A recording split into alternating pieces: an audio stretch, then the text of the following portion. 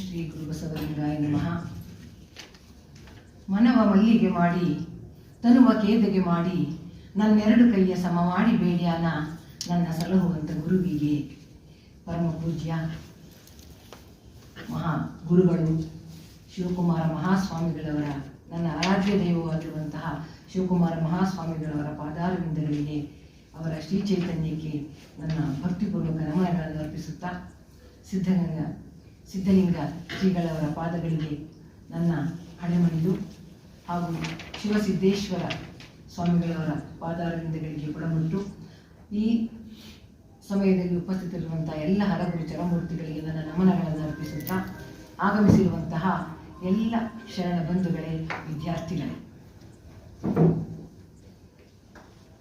ಈ ದಿನ ನನ್ನ ಜೀವನದ ಒಂದು ಸುದಿನ ಅಂತ ನಾನಾದರೂ ಭಾವಿಸಿದ್ದೇನೆ.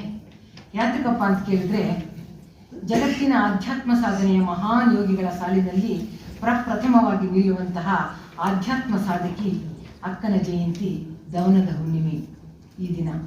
ಅದು ಎಲ್ಲಿ ನಡೀತಾ ಇದೆ ಅಂತ ಕೇಳಿದರೆ, ಒಬ್ಬ ಸಾಧಕರು, ಮಹಾನ್ ಯೋಗಿಗಳ ತಪೋಭೂಮಿ ಶಿವಕುಮಾರರಂತಹ ಸಾಧಕರ ತಪೋಭೂಮಿಯಲ್ಲಿ ನಾವೆಲ್ಲ ಅಕ್ಕನ ಜಯಂತಿಯನ್ನು ಆಚರಿಸಲು ಸಮಾವೇಶಗೊಂಡಿದ್ದೇವೆ.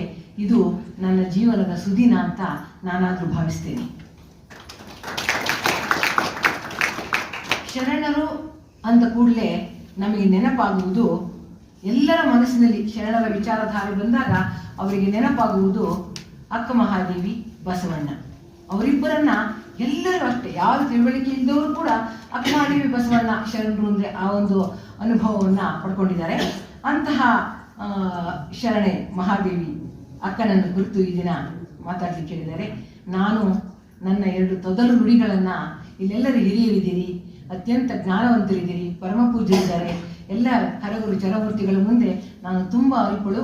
ಆದರೂ ನನಗೆ ತಿಳಿದಂತಹ 4 ತೊದಲು ನುಡಿಗಳನ್ನು ನಿಮ್ಮ ಮುಂದೆ ಇಡಲಿಕ್ಕೆ ನಾನು ಇಷ್ಟಪಡ್ತೀನಿ. ಬಂಧುಗಳೇ, 21ನೇ ಶತಮಾನ ಇದು. 21ನೇ ಶತಮಾನದಲ್ಲಿ ಆಧುನಿಕ ಸ್ತ್ರೀವಾದಿ ಚಿಂತನೆಗಳು, ಹೋರಾಟಗಳು ಹುಟ್ಟುವಂತಹ ಮುನ್ನವೇ 900 ವರ್ಷಗಳ ಹಿಂದೆ ಸಿಕ್ಕಂತಹ ವಿದ್ಯೆ, ಪ್ರತಿಭೆ, ಪ್ರೋತ್ಸಾಹಗಳಿಂದ ಬೆಳಕು ಕಂಡಂತಹವರು ಶರಣೆಯರು. ಶತಮಾನಗಳಿಂದ ಚರಿತ್ರೆಯಲ್ಲಿ ಕಾಣದೇ ಇರುವಂತಹ ಹೆಣ್ಣು ಮಕ್ಕಳ ಹೆಸರುಗಳು 12ನೇ ಶತಮಾನದಲ್ಲಿ ಕಂಡವು. ಅವರ ಧ್ವನಿಗಳು ಕೇಳಿದವು, ಅವರ ಅನುಭವದ ನುಡಿಗಳು ಮುಂದಿನ ಪೀಳಿಗೆಗೆ ದಾರಿದೀಪಗಳಾದವು. ಬಸವಾದಿ ಶರಣರು ತೋರಿದಂತಹ ಸರ್ವ ಸಮಾನತೆಯ ಫಲವಾಗಿ ಇಂತಹ ಹೆಣ್ಣು ಮಕ್ಕಳು ಈ ಒಂದು ಸಾಧನೆಯನ್ನು ಮಾಡಲಿಕ್ಕೆ ಸಾಧ್ಯವಾಯಿತು ಅನ್ನೋದನ್ನು ನಾವು ಯಾವತ್ತೂ ಕೂಡ ಮರೆಯುವ ಹಾಗಿಲ್ಲ. ಅಂತಹ ಶರಣೆಯರಲ್ಲಿ ಅಕ್ಕ ಮಹಾದೇವಿ ನಾಮದಲ್ಲಿ ಹೆಂಗೂಸಾದೊಡೆಯನ್ನು ಭಾವಿಸಲದು ಗಂಡು ರೂಪ ಎನ್ನುವಂತಹ ದಿಟ್ಟ ನಿಲುವಿನಂತೆ ಕೂಡಿದ ವಿಚಾರ ಸ್ವಾತಂತ್ರ್ಯದ ಮಹಿಳೆ ಈ ಅಕ್ಕ ಮಹಾದೇವಿ. ಭಕ್ತಿ, ಜ್ಞಾನ, ಲೋಕಾನುಭವ, ದೈವ ಸಾಕ್ಷಾತ್ಕಾರದ ಜೊತೆಗೆ ಕಾವ್ಯ ಸಾಕ್ಷಾತ್ಕಾರವನ್ನು ಮಾಡಿಕೊಂಡಿದ್ದವಳು ಈ ಮಹಾದೇವಿ ಅಕ್ಕ. ಕನ್ನಡದ ಪ್ರಪ್ರಥಮ ಕವಯಿತ್ರಿ ಮಹಾದೇವಿ. ಅವಳ ಹುಟ್ಟು, ಅವಳ ಬದುಕಿನ ಬಗ್ಗೆ ಎಲ್ಲರಿಗೂ ತಿಳಿದಿರುವಂತಹದ್ದೇ. ಶಿವಮೊಗ್ಗ ಜಿಲ್ಲೆ ಶಿಕಾರಿಪುರ ತಾಲೂಕಿನ ಉಡುತಡಿ ಸುಮತಿ ಮತ್ತು ನಿರ್ಮಲ ಶೆಟ್ಟಿ ಅನ್ನುವಂತಹವರ ಮಗಳಾಗಿ ಜನಿಸಿದವಳು ಮಹಾದೇವಿ ಅಕ್ಕ. ಬಂಧುಗಳೇ, ಒಂದು ವಿಷಯ, ಒಂದು ಅಲ್ಲಮಪ್ರಭು ಒಂದು ಮೇರು ವ್ಯಕ್ತಿತ್ವ, ಮಹಾದೇವಿ ಒಂದು, ಎರಡು ಜ್ಞಾನ ನಿಧಿಗಳು. ಅವೆರಡೂ ಕೂಡ, ಇಬ್ಬರು ಕೂಡ ಪಕ್ಕದಲ್ಲೇ ನೋಡ್ರಿ. ಬಳ್ಳಿಗಾವಿನಲ್ಲಿ ಅಲ್ಲಮಪ್ರಭು ಹುಟ್ಟಿದ್ರೆ ಉಡುತಡಿಯಲ್ಲಿ ಅಕ್ಕ ಮಹಾದೇವಿ ಜನಿಸಿದ್ದಾಳೆ. 3 ಕಿಲೋಮೀಟರ್ ಅಂತರ, ಎರಡಕ್ಕೂ 3 ಕಿಲೋಮೀಟರ್ಗಳ ಅಂತರ. ಇವು ಎರಡು ಕೂಡ ಚಾಲುಕ್ಯರ ದಕ್ಷಿಣದ ಭಾಗ. ಇವು ಸಾಂಸ್ಕೃತಿಕ ಕೇಂದ್ರ. ಹಾಗೆಯೇ ಶಿವಮಂದಿರಗಳೇ ಇದ್ದು ಶಿವಭಕ್ತಿಯ ಆವಾಸ ಸ್ಥಾನವಾಗಿದ್ದಂತಹ ಪರಿಸರ ಆ ಪರಿಸರ. ಅಂತಹ ಪರಿಸರದಲ್ಲಿ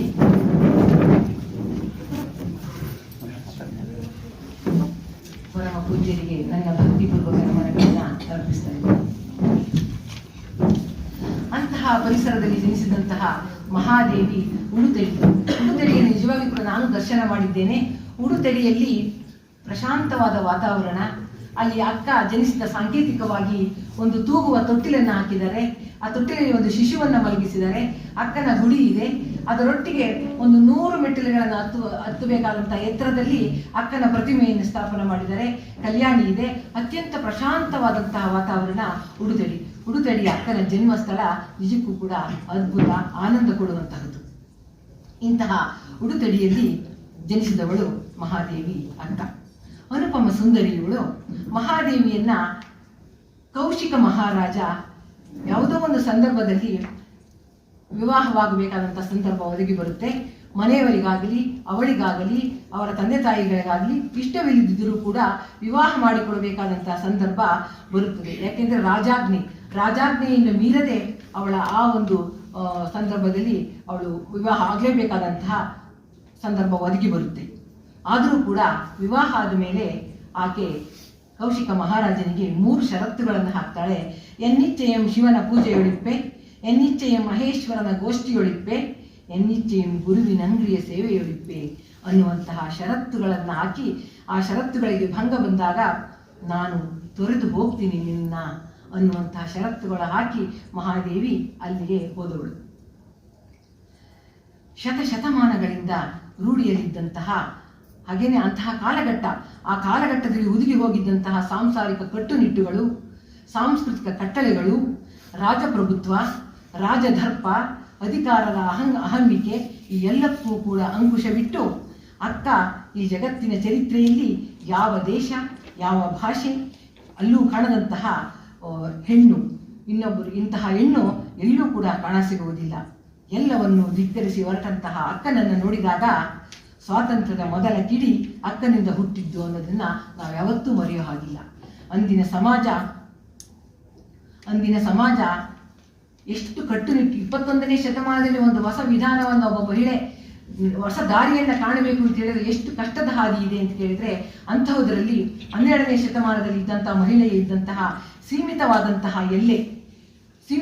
ಎಲ್ಲೆ, ಮಹಿಳೆಯ ಕಟ್ಟುಪಾಡುಗಳು ಇವೆಲ್ಲದರ ಮಧ್ಯೆ ಎಲ್ಲವನ್ನು ಮೀರಿ ನಿಂತವಳು ಅಕ್ಕ.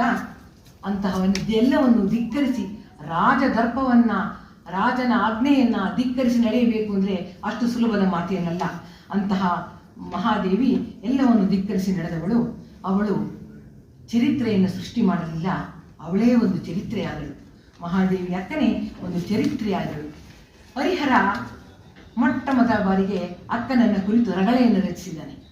ಹರಿಹರನ ರಗಳೆಯಲ್ಲಿ ಅಕ್ಕನ ಆ ಮೂಲಕ ಅಕ್ಕನ ಆಧ್ಯಾತ್ಮದ ಬದುಕನ್ನ ಅನಾವರಣಗೊಳಿಸಿದ್ದಾನೆ ಹರಿಹರ. ಬಹುಶಃ ಹೆಣ್ಣು ಮಕ್ಕಳ ಬಗ್ಗೆ ಈ ಒಂದು ರಗಳೆ ರಚಿಸಿದ್ದು ಇದೇ ಪ್ರಪ್ರಥಮ ಅಂತ ನಾನಾದ್ರೂ ಭಾವಿಸ್ತೇನೆ. ಅಂತಹ ರಚನೆಯನ್ನು ರಚಿಸಿದ್ದಾನೆ ಹರಿಹರ. ಇನ್ನು ಎಂ.ಆರ್. ಶ್ರೀನಿವಾಸ ಮೂರ್ತಿಯವರು ಮಹಾದೇವಿ ಅಕ್ಕನನ್ನು ಕುರಿತು ಒಂದು ಮಾತು ಹೇಳಿದ್ದಾರೆ. ಮಹಾದೇವಿ ಜೀವನ ಚರಿತ್ರೆ ಹೆಣ್ಣಿನ ಗೌರವ ಸಾಧನೆಯ, ಹೆಣ್ಣಿನ ಸ್ವಾತಂತ್ರ್ಯ ಸಾಧನೆಯ, ಹೆಣ್ಣಿನ ಪರಮಾರ್ಥ ಸಾಧನೆಯ ಒಂದು ಮಹಾ ಪ್ರಕರಣ ಅನ್ನುವ ಮಾತನ್ನ ಎಂ.ಆರ್. ಶ್ರೀನಿವಾಸ ಮೂರ್ತಿಯವರು ಹೇಳಿದ್ದಾರೆ. ಮತ್ತು ಚಾಮರಸನ ಪ್ರಭುಲಿಂಗ ಲೀಲೆ ಇದೆಯಲ್ಲ, ಚಾಮರಸ ತನ್ನ ಪ್ರಭುಲಿಂಗ ಲೀಲೆಯಲ್ಲಿ ಎಲ್ಲ ಶರಣರನ್ನ ಕುರಿತು ಮೊಟ್ಟ ಮೊದಲಿಗೆ ಶರಣು ಮಾಡ್ತಾ ಹೋಗ್ತಾನೆ. ಬಸವಣ್ಣನವರಿಗೆ, ಅಲ್ಲಮಪ್ರಭುವಿಗೆ, ಅಕ್ಕಮಹಾದೇವಿಗೆ, ಸಿದ್ದರಾಮೇಶ್ವರಿಗೆ, ಹೀಗೆ ಎಲ್ಲರಿಗೂ ಶರಣು ಮಾಡ್ತಾ ಹೋಗ್ತಾನೆ. ಆ ಶರಣು ಮಾಡ್ತಾ ಹೋಗ್ಬೇಕಾದ್ರೆ ಅಕ್ಕ ಮಹಾದೇವಿಗೆ ಶರಣು ಮಾಡುವಾಗ ಅವನು ಹೇಳಿದಂತಹ ಮಾತು ಯಾವುದಪ್ಪ ಅಂತ ಕೇಳಿದ್ರೆ, ಗೋಮುಖ ವ್ಯಾಘ್ರಂಗಳಂದದಿ ಕಾಮ ಮೊದಲಾದ ಕೆಳ ವಿಷಯ ಸ್ತೋಮಗಳನ್ನು ಮುರಿದಿಕ್ಕಿ ಮುಂಬರಿದಂತರಂಗದಲ್ಲಿ ಆ ಮಹಾಶಿವಲಿಂಗ ಸಂಘ ಪ್ರೇಮಿಯಾಗಿ ಶಿವೈಕ್ಯ ಪದವಿಯನ್ನು ನೇಮಿಸಿದ ಮಹಾದೇವಿ ಅಕ್ಕಗೆ ಶರಣು ಶರಣಾರ್ಥಿ ಅನ್ನುವ ಮಾತನ್ನು ಹೇಳ್ತಾ ಅಕ್ಕನ ಜೀವನ ಸಾಧನೆಯನ್ನ ಕೇವಲ 3 ಸಾಲುಗಳಲ್ಲಿ ಹಿಡಿದಿಟ್ಟಿದ್ದಾನೆ. ಅವಳ ಸಾಧನೆ ಎಂತಹುದು ಅನ್ನೋದನ್ನ ಹೇಳ್ತಾ ಹೋಗ್ತಾನೆ. ಮಹಾದೇವಿ ಅಕ್ಕ ತನುವಿನೊಳಗಿದ್ದು ತನುವಗಿದ್ದವಳು, ಮನದೊಳಗಿದ್ದು ಮನವಗಿದ್ದವಳು, ವಿಷಯದೊಳಗಿದ್ದು ವಿಷಯಗಳಗಿದ್ದ ಮಹಾಯೋಗಿನಿ ಈ ಮಹಾದೇವಿ ಅಕ್ಕ. ಮನುಕುಲಕ್ಕೆ, ಸ್ತ್ರೀ ಕುಲಕ್ಕೆ, ಜಗತ್ತಿಗೆ ಶ್ರೇಷ್ಠ ಶರಣೆಯಾದವಳು. ಆಕೆಯ ಆಳವಾದಂತಹ ಅನುಭವ, ಅಪಾರ ತತ್ವಜ್ಞಾನ, ಅನುಪಮ ವೈರಾಗ್ಯವನ್ನ ಕಂಡಂತಹ ಶರಣರೆಲ್ಲ ಆಕೆಗೆ ಹಿರಿಯ ಸ್ಥಾನವನ್ನು ಕೊಟ್ಟು ಅಕ್ಕ ಅಂತ ಕರೆದಿದ್ದಾರೆ. ಅಂದೇ ಅವಳು ಅಕ್ಕ ಮಹಾದೇವಿ ಆದಳು. ಮೊದಲು ಮಹಾದೇವಿ ಅಂತ ಹೆಸರಿತ್ತು. ಆ ನಂತರ ಎಲ್ಲ ಹಿರಿಯ ಶರಣರೆಲ್ಲ ಈ ಎಲ್ಲ ಕಾರ್ಯಗಳಿಗಾಗಿ ಅವಳಿಗೆ ಅಕ್ಕ ಅನ್ನುವಂತಹ ಸಂಬೋಧನೆಯನ್ನು ಕೊಟ್ಟು ಎಲ್ಲರಿಗಿಂತ ಹಿರಿಯಳು, ಜ್ಞಾನದಲ್ಲಿ ಹಿರಿಯಳು ಅನ್ನುವಂತಹ ಮಾತಿನಿಂದ ಅಕ್ಕ ಎನ್ನುವಂತ ಕೊಟ್ಟಿದ್ದಾರೆ. ಹಾಗೆಯೇ ಆಧ್ಯಾತ್ಮಿಕ ಮತ್ತು ವೈಚಾರಿಕ ಚಿಂತನೆಗಳ ಸಂಶೋಧನಾಲಯ ಅನುಭವ ಮಂಟಪ. ಅಂತಹ ಅನುಭವ ಮಂಟಪದಲ್ಲಿ ಅಲ್ಲಮಪ್ರಭು ಅಕ್ಕನ ಸಂವಾದ, ಅದು ಅತ್ಯಂತ ಪ್ರಬುದ್ಧವಾದಂತಹ ಜ್ಞಾನ ನಿಧಿಗಳ 2 ಸಂವಾದಗಳಲ್ಲಿ ಅಲ್ಲಿ ಒಂದು ಪ್ರಾರಂಭವಾಗುತ್ತೆ. ಉದಮದದ ಯೌವನವನ್ನೊಳಗೊಂಡ ಸತಿ ನೀನು ಇತ್ತಲೇಕೆ ಬಂದೆಯವ್ವ, ಸತಿಯರೆಂದರೆ ನಮ್ಮ ಶರಣರು ಮುನಿವರು, ನಿನ್ನ ಪತಿಯ ಕುರುಹು ಹೇಳಿದರೆ ಸುಳ್ಳಿರು, ಇಲ್ಲವಾದರೆ ತೊಲಗು ತಾಯಿ ಎನ್ನುವಂತಹ ಅಲ್ಲಮ ಪ್ರಭುಗಳ ದಿಟ್ಟ ಧೀರ ಮಾತುಗಳನ್ನು, ಅವರ ಮಾತುಗಳಿಂದ ಪ್ರಶ್ನೆಯಿಂದ ಪ್ರಾರಂಭವಾಗಿ ಅಕ್ಕನ ಗೆಲುವಿನಿಂದ, ಇಲ್ಲಿ ಎರಡನೇ ಮಾತು, ಅಕ್ಕನ ಗೆಲುವಿನಿಂದ ಮುಕ್ತಾಯವಾದಂತಹ ಆಧ್ಯಾತ್ಮದ ವಿದ್ಯೆಯ ಸಂವಾದ ಇದೆಯಲ್ಲ, ಅದು ಇತಿಹಾಸದಲ್ಲಿಯೇ ಅಸದೃಶ್ಯವಾದುದು. ಅಂತಹ ಸಂವಾದವನ್ನು ಬಹುಶಃ ಯಾವ ಒಂದು ಶರಣ ಸಂಸ್ಕೃತಿಯಲ್ಲಿ ಕೂಡ ನಾವು ಕೇಳಲಿಕ್ಕೆ ಸಾಧ್ಯ ಇಲ್ಲ ಅನ್ನೋದನ್ನು ನಾವು ಮರೆಯೋ ಹಾಗಿಲ್ಲ. ಇದನ್ನೇ ಇಂತಹ ಎರಡು ದೈವೀ ಶಕ್ತಿಗಳ, ಎರಡು ಜ್ಞಾನ ನಿಧಿಗಳ, ಎರಡು ಮೇರು ವ್ಯಕ್ತಿತ್ವಗಳ ಇಂತಹ ಸಂವಾದವನ್ನು ಕಂಡಂತಹ ಸಿದ್ದಯ್ಯ ಪುರಾಣಿಕರು ಒಂದು ಮಾತು ಹೇಳಿದರೆ, ಈ ಸಂವಾದಕ್ಕೆ ಏನಪ್ಪ ಹೇಳಿದ್ದಾರೆ ಅವರು ಅಂತ ಕೇಳಿದರೆ, ಕಾರ್ಗಾಲದ ಕೋಲ್ಮಿಂಚುಗಳ ಬಡಿದಾಟ ಅನ್ನುವಂತಹ ಮಾತನ್ನ ಸಿದ್ದಯ್ಯ ಪುರಾಣಿಕರು ಆ ದಿನ ಅವರಿಗೆ ಈ ಮಾತನ್ನ, ಈ ವಿಷಯವನ್ನು ಹೇಳಿದ್ದಾರೆ. ಹೀಗೆ ಅಲ್ಲಮ ಪ್ರಭು, ನನ್ನ ಭಾವನೆ ಏನಪ್ಪಾ ಅಂತ ಕೇಳಿದರೆ, ಅಲ್ಲಮ ಪ್ರಭುವಿಗೆ ಅಕ್ಕನವರ ಶ್ರೇಷ್ಠತೆ ಗೊತ್ತಿತ್ತು, ಅಕ್ಕನ ಜ್ಞಾನ ಏನು ಅನ್ನೋದು ಅವರಿಗೆ ಅರಿವಿತ್ತು. ಆದರೂ ಕೂಡ ಜಗತ್ತಿಗೆ ಅಕ್ಕನನ್ನು ಪರಿಚಯಿಸಬೇಕು, ಅವಳ ಶ್ರೇಷ್ಠತೆಯನ್ನು ತೋರಿಸಬೇಕು ಅನ್ನುವಂತಹ ಉದ್ದೇಶದಿಂದ ಬಹುಶಃ ಈ ಪರೀಕ್ಷೆ ಮಾಡಿದರೇನೋ ಅನ್ನುವಂತಹ ಭಾವನೆ ನನ್ನದಾಗಿದೆ. ಅಕ್ಕ ಅನೇಕ ಸೃಷ್ಟಿಯ ವಚನಗಳನ್ನು, ಯೋಗಾಂಗ ತ್ರಿವಿಧಿಯನ್ನು, ಮಂತ್ರಗೋಪ್ಯಗಳನ್ನು ಬರೆದಿದ್ದರೂ ಸಹ ಅಕ್ಕನ ಅಂತರಂಗದ ದರ್ಶನವಾಗುವುದು ಅವಳ ವಚನಗಳಲ್ಲಿ. ಬೇರೆ ಬೇರೆ ಎಲ್ಲ ಬರೆದಿದ್ರು ಅವಳ ವಚನಗಳಿದಾವಲ್ಲ, ಅವಳಿಂದ ಅಂತರಂಗದ ದರ್ಶನವಾಗುತ್ತೆ. ಚನ್ನಮಲ್ಲಿಕಾರ್ಜುನನ ಅಂಕಿತದ ಸುಮಾರು 450 ವಚನಗಳನ್ನು ನಾವು ಪ್ರಕಟಗೊಂಡಿವೆ. ನಿಜಕ್ಕೂ ಕೂಡ ಅಕ್ಕನ ವಚನಗಳಲ್ಲಿ ಭಕ್ತಿ, ಜ್ಞಾನ, ಲೋಕಾನುಭವ, ವಿಜ್ಞಾನ, ತತ್ವಜ್ಞಾನ, ಆರೋಗ್ಯ, ಪ್ರಕೃತಿ ಧರ್ಮ, ಸಾಮಾಜಿಕ ಚಿಂತನೆ, ಮಾನಸಿಕ ಜಂಜಾಟ, ಆತ್ಮನಿವೇದನೆ, ಲಿಂಗಾಂಗ ಸಾಮರಸ್ಯ, ಹೀಗೆ 10 ಹಲವಾರು ವಿಚಾರಗಳನ್ನು ಬೆಳಕಿಗೆ ಬರ್ತವೆ. ಅಕ್ಕನ ವಚನಗಳು ಅದ್ಭುತವಾಗಿದ್ದಾವೆ. ಅಷ್ಟೇ ಸರಳ, ಅಷ್ಟೇ ಸುಂದರ, ಅಷ್ಟೇ ಅನುಭವದ ನುಡಿಗಳು ಅಕ್ಕನ ವಚನಗಳು. ಮನವ ಶೋಧಿಸಬೇಕು ನಿಚ್ಚ, ದಿನ ದಿನವೂ ಮಾಡುವ ಪಾಪ ಪುಣ್ಯದ ವೆಚ್ಚ ಅನ್ನುವ ಮಾತಿನಂತೆ ಮಹಾದೇವಿ ಅಕ್ಕ ತನ್ನನ್ನು ತಾನು ಹೊರಗಲ್ಲಿ ಇಕ್ಕಿ ಹೆಜ್ಜೆ ಹೆಜ್ಜೆಗೂ ಕೂಡ ಆತ್ಮಶೋಧನೆಯನ್ನು ಮಾಡಿಕೊಂಡವಳು. ಆತ್ಮಶೋಧನೆಯನ್ನು ಮಾಡಿಕೊಳ್ಳುತ್ತಾ ಪರಿಪಕ್ವತೆಯನ್ನು ಪಡೆದು ಪರಿಪೂರ್ಣಳಾಗ್ತಾಳೆ. ಅವಳನ್ನೇ ಅವಳು ಹೊರಗಲ್ಲಿಗೆ ಇಡ್ತಾ ಹೋಗ್ತಾಳೆ. ಪ್ರತಿಯೊಂದನ್ನು ಅವಳಿಗೆ ಅನ್ವಯಿಸ್ಕೊತಾಳೆ. ಪ್ರತಿಯೊಂದನ್ನು ಅವಳ ಅನುಭವದ ನೆಲೆಯಲ್ಲಿ ತನ್ನನ್ನು ತಾನು ಹೊರಗಲ್ಲಿಗಚ್ಚಿ ನೋಡ್ಕೊತಾಳೆ. ಅಂತಹ ಮಹಾದೇವಿ ಅಕ್ಕ ನಿರಾಡಂಬರೆಯಾಗಿ, ದಿಗಂಬರೆಯಾಗಿ, ಕಾಡು ಮೇಡುಗಳಲ್ಲಿ ಅಲೆಯುತ್ತಾ ಚನ್ನಮಲ್ಲಿಕಾರ್ಜುನನ್ನ ಹುಡುಕುತ್ತಾ ಹೊರಟಂತಹ ಅಕ್ಕ, ಅವಳ ಅದ್ಭುತವಾದ ವಿಚಾರಧಾರೆಗಳು, ವಚನಗಳು ಎಷ್ಟು ಸರಳವಾಗಿದ್ದಾವೆ ಅಂದರೆ ಚಿಕ್ಕ ಮಕ್ಕಳಿಗೂ ಅರ್ಥವಾಗುವಂತಹ ರೀತಿಯಿದೆ. ಚಿಲಿಮಿಲಿ ಎಂದೋಡುವ ಗಿಳಿಗಳಿರ ನೀವು ಕಾಣಿರಿ, ನೀವು ಕಾಣಿರಿ, ಸ್ವರವೆತ್ತಿ ಪಾಡುವ ಕೋಗಿಲೆಗಳಿರ ನೀವು ಕಾಣಿರೆ, ನೀವು ಕಾಣಿರೆ, ಹೀಗೆ ಹಂಸಗಳಿರ ನೀವು ಕಾಣಿರೆ, ನೀವು ಕಾಣಿರೆ, ಚನ್ನಮಲ್ಲಿಕಾರ್ಜುನ ಎಲ್ಲಿದ್ದಾನೆ, ನೀವು ಕಂಡರೆ ಕರೆದು ತೋರಿರೆ ಅನ್ನುವಂತಹ ವಿರಹದ ಗೀತೆ ಇದೆಯಲ್ಲ ಎಂದು ಹಾಡಿದಂತಹ ಈ ರಚನೆಗಳು ವಿಶ್ವದ ಯಾವುದೇ ಭಾಷೆಯ ಸರ್ವಶ್ರೇಷ್ಠ ಶೃಂಗಾರ ಕಾವ್ಯಗಳಿಗೆ ಸರಿಸಾಟಿಯಾಗಿ ನಿಲ್ಲಬಲ್ಲಂಥ ವಿರಹ ಗೀತೆಗಳು ಎಂಬುದನ್ನು ಅನೇಕ ಕನ್ನಡ ಕವಿಶ್ರೇಷ್ಠರು ಅಭಿಪ್ರಾಯಪಟ್ಟಿದ್ದಾರೆ. ಅಂತಹ ಗೀತೆಗಳನ್ನು ಅಕ್ಕ ಮಹಾದೇವಿ, ಅದು ಗೀತೆ ಇರಬಹುದು, ವಚನದ ಮೂಲಕ ಹಾಡಿದ್ದಾರೆ. ಸರ್ವಶ್ರೇಷ್ಠವಾದಂತಹ ಗೀತೆಗಳು ಅಂತ ಕನ್ನಡದ ಕವಿಗಳ ಅಭಿಪ್ರಾಯಪಟ್ಟಿದ್ದಾರೆ. ಇನ್ನು ವನವೆಲ್ಲ ನೀನೆ, ವನದೊಳಗಣ ದೇವ ತರುವೆಲ್ಲ ನೀನೆ, ತರುವಿನೊಳಗಾಡುವ ಖಗಮೃಗವೆಲ್ಲ ನೀನೆ, ಹೀಗೆ ಹೇಳ್ತಾ ಹೋಗ್ತಾಳೆ. ಎಲ್ಲರೂ ಕೂಡ ಇಡೀ ಕಾಡು ಮೇಡುಗಳಲ್ಲಿ ಅರಿಯುವಾಗ ಪರಮಾತ್ಮನನ್ನು ಕಾಣಬೇಕು, ಚನ್ನಮಲ್ಲಿಕಾರ್ಜುನನ ನಾನು ಸೇರಬೇಕು ಅನ್ನುವಂತಹ ಅವಳ ಊರ್ಧ್ವಮುಖವಾದಂತಹ ಅವಳ ನಡೆ ಇದೆಯಲ್ಲ, ಅದು ಪ್ರತಿ ಹೆಜ್ಜೆ ಹೆಜ್ಜೆಗೂ ಕೂಡ ಭಗವಂತನನ್ನು ಕಾಣುವಂತಹ ಸ್ಥಿತಿಯನ್ನು ನಾವು ನೋಡ್ತೇವೆ. ಈ ವಚನವನ್ನು ನೋಡಿದಾಗ ಪ್ರಕೃತಿಯ ಚರಾಚರ ವಸ್ತುಗಳಲ್ಲಿ ಪರಮಾತ್ಮನನ್ನು ಕಾಣುವಂತಹ ಅಕ್ಕನ ದೈವಿ ಗುಣ ಪ್ರಕಟವಾಗ್ತೈತೆ. ಸೃಷ್ಟಿಯಲ್ಲಿ ಆಕೆ ಅನುಭವಿಸಿದಂತಹ ಶಿವ ದರ್ಶನಕ್ಕೆ ಸಾಕ್ಷಿಯಾಗಿದೆ. ಅವಳು ಹೇಳ್ತಾರೆ, ಎಲ್ಲದರಲ್ಲೂ ಪರಮಾತ್ಮನನ್ನು ಕಾಣ್ತಾಳೆ ಅವಳು, ಪ್ರತಿಯೊಂದರಲ್ಲೂ ಕೂಡ. ಹಾಗಾಗಿ ಅವಳು ಶಿವದರ್ಶನವನ್ನು ಪಡೆದಿದ್ದಕ್ಕೆ ಸಾಕ್ಷಿಯಾಗಿದೆ ಅಂತ ಹೇಳ್ಬೋದು. ದುರ್ಗಮವಾದಂತಹ ಕಾಡಿನ ಹಾದಿಯಲ್ಲಿ ಹೊರಟಂತಹ ಅಕ್ಕ, ಹಸಿವೆ ನಿಲ್ಲು ನಿಲ್ಲು, ತೃಷೆ ನಿಲ್ಲು ನಿಲ್ಲು, ಸಚರಾಚರವೇ ನಿಲ್ಲು ನಿಲ್ಲು, ಚನ್ನಮಲ್ಲಿಕಾರ್ಜುನನಿಗೆ ಅವಸರದ ಓಲೆಯನ್ನ ಒಯ್ಯುತ್ತಿದ್ದೇನೆ ಅನ್ನುವಂತಹ ಒಂದು ವಚನದಲ್ಲಿ ಹೇಳ್ತಾಳವಳು. ಆ ವಚನಗಳನ್ನು ಪೂರ್ತಿ ಹೇಳ್ತಾ ಇಲ್ಲ. ಅನ್ನುವಂತಹ ವಚನದಲ್ಲಿ ಅವಳು ಒಂದು ಮಾತಿದೆ, ಇಲ್ಲಿ ಒಂದು ಸಣ್ಣ ವಿಷಯವಾದರೂ ಅದು ಅದ್ಭುತವಾದಂತಹ ಒಂದು ಬೆಳಕನ್ನು ನೀಡುತ್ತೆ.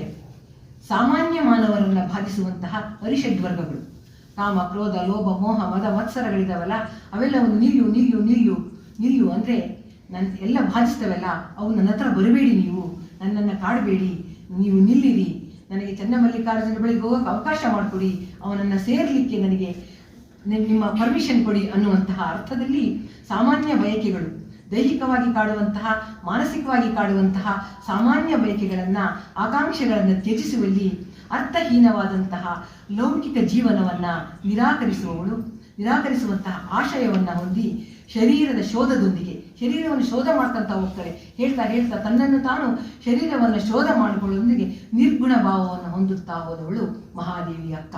ಅಂತಹ ಮಹಾದೇವಿ ಅಕ್ಕ ಪ್ರತಿಯೊಂದು ಪ್ರಕೃತಿಯಲ್ಲಿ ಪರಮಾತ್ಮನನ್ನು ಕಂಡವಳು. ಹಾಗೆಯೇ ನಾವು ನೋಡ್ತಾ ಅಕ್ಕನ ವಚನಗಳು ಅದ್ಭುತವಾಗಿದ್ದಾವೆ, ಸರಳವಾಗಿದ್ದಾವೆ. ನಾನು ಆಗಲೇ ಹೇಳಿದೆ, ಅವಳ ವಚನಗಳಲ್ಲಿ ತತ್ವ ಇದೆ, ತತ್ವಶಾಸ್ತ್ರ ಇದೆ, ವಿಜ್ಞಾನ ಇದೆ ಅಂತ ಹೇಳಿದೆ. ಒಂದು ವಿಜ್ಞಾನದ ಅಂಶಗಳು ಕೂಡ ಕಾಣ್ತಾ ಹೋಗ್ತವೆ. ಜೀವೋತ್ಪಾದನೆಯ ಮೂಲವನ್ನು ಅವಳ ಒಂದು ವಚನದಲ್ಲಿ ನಾವು ಕಾಣ್ತೀವಿ. ಯಾವುದಪ್ಪ, ಆರಿಜಿನ್ ಆಫ್ ಲೈಫ್ ಅನ್ನುವಂತಹ ವಿಚಾರ. ಸಂಘದಿಂದಲ್ಲದೆ ಅಗ್ನಿ ಹುಟ್ಟದು, ಸಂಘದಿಂದಲ್ಲದೆ ಬೀಜ ಮೊಳಕೆ ದೋರದು, ಸಂಘದಿಂದಲ್ಲದೆ ಹೂವಾಗದು, ಸಂಘದಿಂದಲ್ಲದೆ ಸರ್ವ ಸುಖ ದೋರದು, ನಿಮ್ಮ ಮಹಾನುಭಾವಿಗಳ ಸಂಘದಿಂದ ನಾನು ಪರಮ ಸುಖಿಯಾದೆನಯ್ಯ ಅನ್ನುವಂತಹ ಮಾತನ್ನು ಹೇಳ್ತಾರೆ. ಅಕ್ಕನ ಈ ವಚನದಲ್ಲಿ ವೈಜ್ಞಾನಿಕ ನಿರೀಕ್ಷೆಗಳಿಂದ ಕೂಡಿದಂತಹ ಸಿದ್ಧಾಂತ ಇದೆ. ಯಾಕೆ ಅಂತ ಕೇಳಿದರೆ, ಇಲ್ಲಿ ಅಗ್ನಿಯ ಉತ್ಪನ್ನ ಆಗಬೇಕು ಅಂತ ಕೇಳಿದರೆ ಉರವಲಿಗೆ ಬೆಂಕಿಯ ಸಂಪರ್ಕ ಬೇಕು, ಬೆಂಕಿಯ ಸಂಘ ಬೇಕು, ಅದು ಮರ ಮತಿಸಬೇಕು ಅಥವಾ ಕಲ್ಲುಗಳು ತಾಗಬೇಕು. ಹೀಗೆ ಬೆಂಕಿಯ ಉತ್ಪನ್ನ ಆಗಬೇಕು ಅಂದರೆ ಅಲ್ಲಿ ಸಂಘ ಬೇಕು. ಹಾಗೆಯೇ ಒಂದು ಬೀಜ ಮೊಳಕೆ ಹೊಡಿಬೇಕು ಅಂತ ಕೇಳಿದರೆ ವಿಜ್ಞಾನದ ಒಂದು ಪ್ರಮುಖ ತತ್ವವೇ ಇಲ್ಲಿ ಅಡಗಿದೆ. ಅದೇನಪ್ಪ, ಬೀಜ ಮೊಳಕೆ ಹೊಡಿಬೇಕು ಅಂದರೆ ಭೂಮಿಯ ಸಂಘ ಬೇಕು, ಮಣ್ಣು ಬೇಕು, ನೀರು ಬೇಕು, ಸೂರ್ಯ ಬೇಕು, ಗಾಳಿ ಬೇಕು, ಸೂರ್ಯನ ಪ್ರಕಾಶ, ಗೊಬ್ಬರ, ಹೀಗೆ ಎಲ್ಲ ಸಂಘ ಬೇಕು. ಸಂಘದಿಂದ ಮಾತ್ರ ಅದು ಮೊಳಕೆ ಹೊಡೆಯಬಲ್ಲದೆ ವಿನಃ. ಹಾಗೆಯೇ ಪ್ರಾಣಿಶಾಸ್ತ್ರದಲ್ಲಿಯೂ ಕೂಡ ಇದೆ, ಜೀವ ಉತ್ಪಾದನೆ ಆಗಬೇಕಾದರೆ ಮಾನವ ಸಹಿತ, ಇದು ಮಾನವರಿಗೂ ಅನ್ವಯವಾಗುತ್ತೆ, ಉತ್ಪಾದನೆ ಆಗಬೇಕು ಅಂತ ಕೇಳಿದರೆ ಸಂಘವೇ ಮೂಲ ಕಾರಣ ಅನ್ನುವಂತಹ ಜೀವ ವಿಜ್ಞಾನವನ್ನು, ಇದೊಂದು ಜೀವ ವಿಜ್ಞಾನ, ಈ ಜೀವ ವಿಜ್ಞಾನವನ್ನು ಆರಿಜಿನ್ ಆಫ್ ಲೈಫ್ ಅಂತ ಹೇಳ್ತೀವಿ. ಇದರ ಉದಯದ ಮೂಲವನ್ನು ಇಷ್ಟು ನಿಖರವಾಗಿ ಹೇಳಿಕೆಯನ್ನು ನೀಡಿದಂತಹ ಅಕ್ಕನ ವೈಚಾರಿಕ ಪ್ರಜ್ಞೆ ನಿಜಕ್ಕೂ ಕೂಡ ಅಚ್ಚರಿಗೊಳ್ಳುವಂತಹದ್ದು. ಸಂಘದ ಕಾರಣದಿಂದ, ಸಂಘದಿಂದಲ್ಲದೆ ಸರ್ವ ಸುಖ ದೋರದು, ಸಂಘವಿಲ್ಲದೆ ಪ್ರಕೃತಿ ಸಾಧ್ಯವಾಗದು, ಸಜ್ಜನರ ಶಿವಶರಣೆಯರ ಸಂಘ ಸದ್ಗೋಷ್ಠಿ ಅನುಭಾವಿಗಳಿಂದ ದೈವಿಕ ದರ್ಶನ ಆಗುತ್ತೆ ಅಂತ ಹೇಳ್ತಾರೆ. ಅದರಿಂದ ಅನುಪಮ ಸುಖಿ, ಪರಮ ಸುಖಿಯಾಗಿ ಪರಮಾನಂದಗಳು ಉಂಟಾಗ್ತವೆ. ನಾನು ಮಹಾನುಭಾವಿಗಳ ಸಂಘದಿಂದ ನಾನು ಪರಮ ಸುಖಿಯಾದೆನಯ್ಯ ಅಂತ ಹೇಳ್ತಾರೆ. ಸಂಘ, ಇದನ್ನು ನಾವು ಸರ್ವಜ್ಞನ ಒಂದು ವಚನ ಕೂಡ ನಮಗೆ ಇಲ್ಲಿ ಮನಸ್ಸಿಗೆ ಬರುವಂತಹದ್ದು.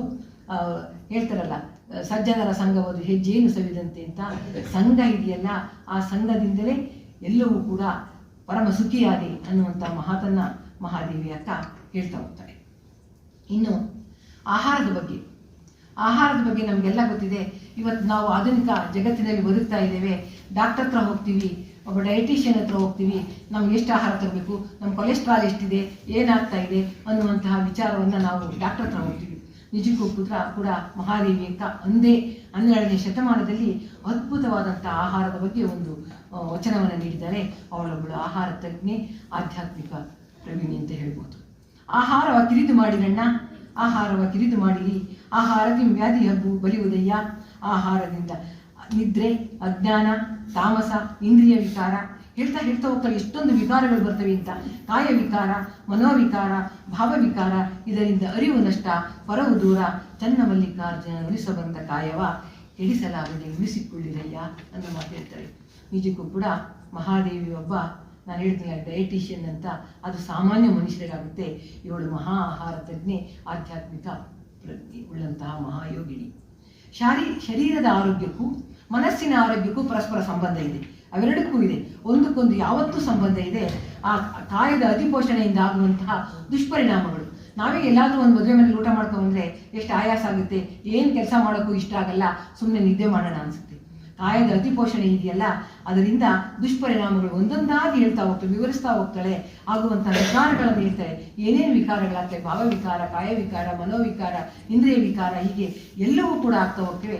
ಈ ವಿಕಾರಗಳಿಂದ ಮನುಷ್ಯನ ಅಧೋಗತಿಗೆ ಹೋಗ್ತಾನೆ. ಅವನು ಊರ್ಧ್ವಮುಖವಾಗಿ ಚಲಿಸಲಿಕ್ಕೆ ಸಾಧ್ಯ ಇಲ್ಲ.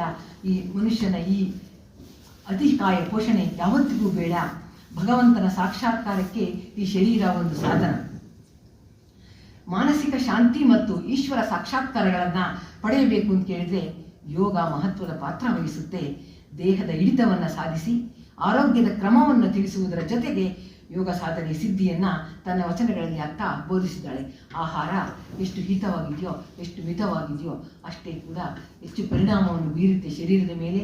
ಹಾಗೆ ಯಾವ ಮನುಷ್ಯ ವಿಕಾರಗಳನ್ನು ಕಳ್ಕೊತಾನೋ, ಯಾವ ವಿಕಾರಗಳನ್ನು ಅನುಭವಿಸೋದಿಲ್ವೋ, ಇಂಥ ಇಂದ್ರಿಯ ವಿಕಾರಗಳಿಗೆ ಒಳಗಾಗೋದಿಲ್ವೋ, ಅವನು ಸಮಾಜಕ್ಕೆ ಒಬ್ಬ ಸಾತ್ವಿಕ ವ್ಯಕ್ತಿಯಾಗಿ ಮೂಡ್ತಾನೆ. ಇಡೀ ಸಮಾಜವು ಕೂಡ ಅತ್ಯಂತ ಸಮರ್ಪಕವಾಗಿ ನಡೀಲಿಕ್ಕೆ ಸಾಧ್ಯ ಆಗುತ್ತೆ ಅನ್ನುವಂತಹ ಮಾತನ್ನು ಮಹಾದೇವಿ ಅಕ್ಕ ಹೇಳ್ತಾರೆ. ಶರೀರ ಮಾಧ್ಯಮ ಕಲು ಧರ್ಮ ಸಾಧನ ಅಂತ ಹೇಳ್ತಾರೆ. ಶರೀರವನ್ನು ಯಾವತ್ತೂ ಕೂಡ ನಾವು ಸರಿಯಾಗಿ ಇಟ್ಕೊಳ್ಬೇಕು, ಸಮವಾದ ರೀತಿಯಲ್ಲಿ ಅದರ ಶರೀರ ಪೋಷಣೆಯನ್ನು ಮಾಡಬೇಕು ಅನ್ನೋ ಮಾತನ್ನು ಮಹಾದೇವಿ ಅಕ್ಕ ಹೇಳ್ತಾರೆ. ಈ ಒಂದು ಶರೀರಕ್ಕೆ ಸಂಬಂಧಪಟ್ಟಂತಹ ವಿಚಾರ ಬಂದಾಗ ನನಗೆ ಡಿ ವಿ ಜಿಯವರ ಒಂದು ಮಾತು ನೆನಪಾಗುತ್ತೆ. ಏನಪ್ಪ ಅಂತ ಕೇಳಿದ್ರೆ, ಡಿ ವಿ ಜಿಯವರು ಹೇಳ್ತಾರೆ, ಕಲ್ಮಶದ ವಲ್ಮೀಕವೆಂದೊಡಲ ಜರೆಯದಿರು ಬ್ರಹ್ಮಪುರಿ ಎಂದು ಋಷಿಗಳೆದ ನೊರೆದಿಯರೋ ಹಮ್ಮುಳ್ಳ ಹಯವ ಕಾಪಿಟ್ಟು ಕಡಿವಣ ತೊಡಿಸೆ ನಿಮ್ಮ ಗುರಿಗೈದು ಮಂಕುತಿಮ್ಮ. ಶರೀರವನ್ನು ಇದೊಂದು ಕಲ್ಮಶದ ವಲ್ಮೀಕ ಅಂತ ನೀನು ಅಂದರೆ ಹುತ್ತ ಅಂತ ಏನೇನು ಆಗರ, ಇದು ಕೆಟ್ಟ ವಿಚಾರಗಳ ಆಗರ ಅಂತ ನೀನು ಭಾವಿಸಬೇಡ. ಇದಕ್ಕೆ ಹೇಳ್ತಾರೆ ಅವರು, ಕಲ್ಮಶದ ವಲ್ಮೀಕ ಅಂತ ಭಾವಿಸಬೇಡ ನೀನು. ಅದಕ್ಕೆ ಎಲ್ಲ ಸರಿಯಾದಂತಹ ಕಡಿವಾಣವನ್ನು ತೊಟ್ಟರೆ ಸರಿಯಾದ ಗುರಿಯನ್ನು ಸಾಧಿಸಲಿಕ್ಕೆ ಸಾಧ್ಯ ಆಗುತ್ತೆ ಅನ್ನುವಂತಹ ಮಾತನ್ನು ಅವರು ಹೇಳ್ತಾರೆ. ಹಾಗೆಯೇ ಇನ್ನೊಂದು ಮಾತು ಹೇಳ್ತಾರೆ ಅವರು, ಈ ದೇಹಕ್ಕೂ ಆತ್ಮಕ್ಕೂ ಎಂಥ ಅವಿನಾಭಾವ ಸಂಬಂಧ ಇದೆ, ಆ ಸಂಬಂಧದಲ್ಲಿ ನಾವು ಹೇಗೆ ಶರೀರವನ್ನು ಇಟ್ಕೋಬೇಕು ಅನ್ನುವಂಥ ಮಾತನ್ನು, ದೇಹವೆಂಬುದು ಕುದುರೆ, ದೇಹವೆಂಬುದು ಕುದುರೆ ಆತ್ಮನದರಾರೋಹಿ ವಾಹನವ ಉಪವಾಸವಿರಿಸಿ ನಡೆದಿದೆ, ರೋಹಿ ಜಾಗ್ರತೆ ತಪ್ಪೆ ಯಾತ್ರೆ ಸುಖ ಸಾಗಿದೆ, ಸ್ನೇಹವೆರಡಕ ಮುಚಿತ ಮಂಕುತಿಮ್ಮ. ಎರಡಕ್ಕೂ ಸ್ನೇಹ ಉಚಿತ, ಶರೀರಕ್ಕೂ ಮತ್ತು ಆತ್ಮಕ್ಕೂ ಎರಡಕ್ಕೂ ಕೂಡ ಇಲ್ಲಿ ಬೆಳೆಸ್ಕೋಬೇಕು. ಅಂದರೆ ಶರೀರ ಆತ್ಮ ಎರಡನ್ನೂ ಕೂಡ ನಾವು ಸರಿಯಾದ ರೀತಿಯಲ್ಲಿ ನಡೆಸ್ಕೋಬೇಕು ಅನ್ನುವಂತಹ ಮಾತನ್ನು ಹೇಳ್ತಾರೆ. ಇವತ್ತಿನ ಪೀಳಿಗೆಗೆ ಇದು ನಿಜಕ್ಕೂ ಕೂಡ ಅತ್ಯಂತ ಅರ್ಥಪೂರ್ಣವಾಗಿದೆ ಅಂತ, ಅವಶ್ಯಕತೆ ಇದೆ ಅಂತ ನಾನು ಭಾವಿಸ್ತೇನೆ. ಯಾಕೆ ಅಂತ ಕೇಳಿದರೆ, ವಿಷಮುಕ್ತವಾದಂಥ ಆಹಾರ, ಅತಿಯಾದಂತಹ ಏನು ಪಿಜ್ಜಾ ಬರ್ಗರ್ ಹಾಳು ಮೂಳು ಹೇಳ್ತಾರಲ್ಲ, ಅತಿಯಾದಂತಹ ಆಹಾರ ಪೋಷಣೆ ಇವತ್ತಿನ ಯುವ ಪೀಳಿಗೆ ಅದಕ್ಕೆ ಮಾರು ಹೋಗಿದ್ದಾರೆ. ಬಹುಶಃ ಅಂತಹ ಒಂದು ಏನು ಶರೀರ ಪೋಷಣೆ ಆಗೋದಿಲ್ಲ, ಅದರಿಂದ ಕಾಯ ವಿಕಾರಗಳಾಗ್ತವೆ. ಅದರ ಬಗ್ಗೆ ಹೆಚ್ಚು ಕಾಳಜಿಯನ್ನು ನಾವು ವಹಿಸಬೇಕಾಗುತ್ತೆ ಅನ್ನೋ ಮಾತನ್ನು ಹೇಳಲಿಕ್ಕೆ ನಾನು ಇಷ್ಟಪಡ್ತೇನೆ. ಹಾಗೆ ಇನ್ನು ಎಲ್ರಿಗೂ ಗೊತ್ತಿರುವ ಹಾಗೆ ನನ್ನ ಸಣ್ಣ ಮಾತು, ಏಕೆಂದರೆ ಎಲ್ಲರಿಗೂ ಗೊತ್ತಿದೆ, ನಾನೊಬ್ಬಳು ಅತ್ಯಂತ ನಾನು ಮೊದಲೇ ಹೇಳಿದೆ ನನ್ನ ತೊದಲು ನುಡಿಗಳು ನಿಮ್ಮ ಮುಂದೆ ಇಡ್ಲಿಕ್ಕೆ ಇಷ್ಟಪಡ್ತೀನಿ ಅಂತ. ಬೆಟ್ಟದ ಆಮೇಲೊಂದು ಮನೆಯ ಮಾಡಿ, ಅದು ಯಾರಿಗೂ ಗೊತ್ತಿಲ್ಲ, ಎಲ್ಲರಿಗೂ ಗೊತ್ತಿರುವಂಥ ವಿಚಾರ, ಸಣ್ಣ ಮಕ್ಕಳಿಗೂ ಅರ್ಥವಾಗುವಂಥ ವಿಚಾರ. ಮೃಗಗಳಿಗೆ ಅಂಜಿದೊಡೆಂತಯ್ಯ, ಸಮುದ್ರದ ತಡಿಯಲ್ಲೊಂದು ಮನೆಯ ಮಾಡಿ, ನೊರೆ ತೊರೆಗಳಿಗೆ ಅಂಜಿದೊಡೆಂತಯ್ಯ, ಸಂತೆಯೊಳಗೊಂದು ಮನೆಯ ಮಾಡಿ ಶಬ್ದಕ್ಕೆ ನಾಚಿದೊಡೆಂತಯ್ಯ, ಲೋಕದೊಳಗೆ ಹುಟ್ಟಿದ ಬಳಿಕ ಸ್ತುತಿ ನಿಂದೆಗಳು ಬಂದಡೆ ಮನದಲ್ಲಿ ಕೋಪವ ತಾಳದೆ ಸಮಾಧಾನಿಯಾಗಿರಬೇಕು. ಇವೆಲ್ಲಕ್ಕಿಂತ ಕೊನೆಯ ಸಾಲಿದೆಯಲ್ಲ, ಅದು ಅದ್ಭುತವಾಗಿದೆ. ಇದರಲ್ಲಿ ಲೋಕ ಜೀವನವನ್ನು ಆಕೆ ತಿಳಿಸ್ತಾ ಹೋಗ್ತಾರೆ.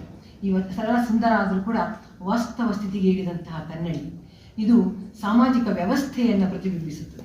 ಈ ಸಮಾಜ ಹೇಗಿದೆ, ಸಮಾಜ ಹೇಗೆ ನಡೀತಾ ಇದೆ, ಯಾವ ಕಾಲಕ್ಕೂ ಇರುತ್ತೆ. 12ನೇ ಶತಮಾನಕ್ಕೂ ಇತ್ತು, 21ನೇ ಶತಮಾನಕ್ಕೂ ಅದು ಇದೆ, ಯಾವ ಕಾಲಕ್ಕೂ ಕೂಡ ಎಲ್ಲವೂ ಇರುತ್ತೆ ಅನ್ನುವಂಥ ವಿಚಾರವನ್ನು ಪ್ರಸ್ತುತಪಡಿಸ್ತಾಳೆ ಮಹಾದೇವಿ ಅಕ್ಕ. ನಾವು ಈ ಸಮಾಜದಲ್ಲಿ ನಾವು ಬದುಕ್ತಾ ಇದ್ದೇವೆ. ಇಲ್ಲಿ ಹೋರಾಟ ಮತ್ತು ಸ್ಪರ್ಧೆ, ದ್ವೇಷ, ಅಸೂಯೆ, ಸ್ತುತಿ, ನಿಂದನೆ, ವಂದನೆ ಎಲ್ಲವೂ ಕೂಡ ಇರ್ತವೆ. ಯಾವಿರಲ್ಲ, ಎಲ್ಲವೂ ಕೂಡ ಇರ್ತವೆ.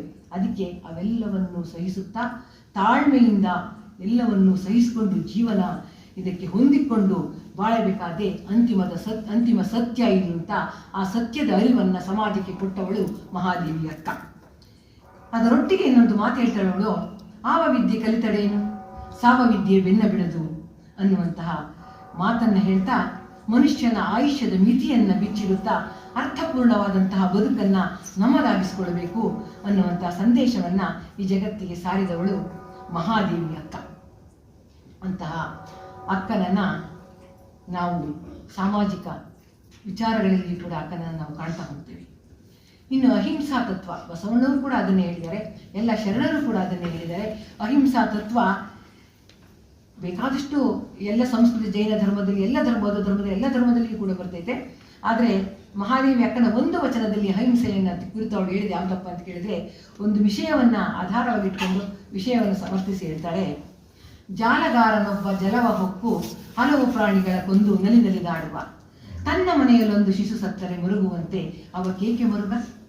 ಜಾಲಗಾರನ ಇದೆಯಲ್ಲ, ಅವನ ನೋವಿದೆಯಲ್ಲ, ಅದು ಜಗಕ್ಕೆಲ್ಲ ನಗೆಗೆಡೆ, ನಗೆಗೆ ಪಾಟ್ಲಾಗುತ್ತೆ. ಚೆನ್ನ ಮಲ್ಲಿಕಾರ್ಜುನಯ್ಯ ಭಕ್ತನಾಗಿದ್ದು ಜೀವ ಹಿಂಸೆ ಮಾಡುವ ಮಾದಿಗರನೇನೆಂಬೆ ಅನ್ನುವಂಥ ಮಾತು ಹೇಳ್ತಾರೆ. ಅತ್ಯಂತ ಕಠಿಣವಾದ ಮಾತನ್ನು ಇಲ್ಲಿ. ಯಾತಕ್ಕಪ್ಪ ಅಂತ ಕೇಳಿದ್ರೆ, ಜಾಲಗಾರ ಅಂತ ಕೇಳಿದ್ರೆ ಮೀನು ಹಿಡಿಯುವಂತಹವನೊಬ್ಬ ಬೇಕಾದಷ್ಟು ಮೀನು ಹಿಡಿದು ಸಂತೋಷ ಪಡ್ತಾನೆ, ಅತ್ಯಂತ ಸಂತೋಷ, ಅತ್ಯಂತ ಖುಷಿಯನ್ನು ಪಡ್ತಾನೆ. ಆದರೆ ತನ್ನ ಮನೆಯಲ್ಲೊಂದು ಶಿಶು ಸತ್ತರೆ ಮರುಗುವಂತೆ ಅವ ಕೇಕೆ ಮರುಗ. ಅವು ಜೀವ ಇದೆಯಲ್ವಾ, ಜಗತ್ತಿನ ಜೀವರಾಶಿಗಳಿಗೆ ಎಲ್ಲರಲ್ಲೂ ದಯೆ ಬೇಕು, ಕರುಣೆ ಬೇಕು, ಪ್ರೀತಿ ಇರಬೇಕು, ಎಲ್ಲಕ್ಕೂ ಕೂಡ ಬದುಕುವ ಹಕ್ಕಿದೆ, ಎಲ್ಲ ಜೀವಕ್ಕೂ ಎಲ್ಲ ಜೀವಿಗಳಿಗೂ ಕೂಡ ಬದುಕುವಂತಹ ಹಕ್ಕಿದೆ ಅನ್ನುವಂತಹ ಮಾತನ್ನು ಹೇಳ್ತಾ, ತನ್ನದು ಅನ್ನುವಂತಹ ವ್ಯಾಮೋಹಕ್ಕೆ ಗುರಿಯಾದಾಗ ಮಾತ್ರ ಮನುಷ್ಯನಿಗೆ ದುಃಖ ಆಗುತ್ತೆ. ಆದರೆ ಎಲ್ಲ ವಸ್ತುಗಳು ಕೂಡ, ಎಲ್ಲ ಜೀವಿಗಳು ಕೂಡ ಕರುಣೆ ಇರಬೇಕು, ಅಹಿಂಸೆ ನಮ್ಮ ಜೀವನದ ಒಂದು ಧರ್ಮವಾಗಬೇಕು ಅನ್ನುವಂತಹ ಮಾತನ್ನ ಮಹಾದೇವಿ ಅಕ್ಕ ಜಾಲಗಾರನನ್ನ ಉದಾಹರಣೆಯಾಗಿ ಇಟ್ಕೊಂಡು ಹೇಳಿದರೆ, ಆದರೆ ಬದುಕಿನ ಎಲ್ಲರ ಜೀವನದ ತತ್ವ ಇದಾಗಬೇಕು.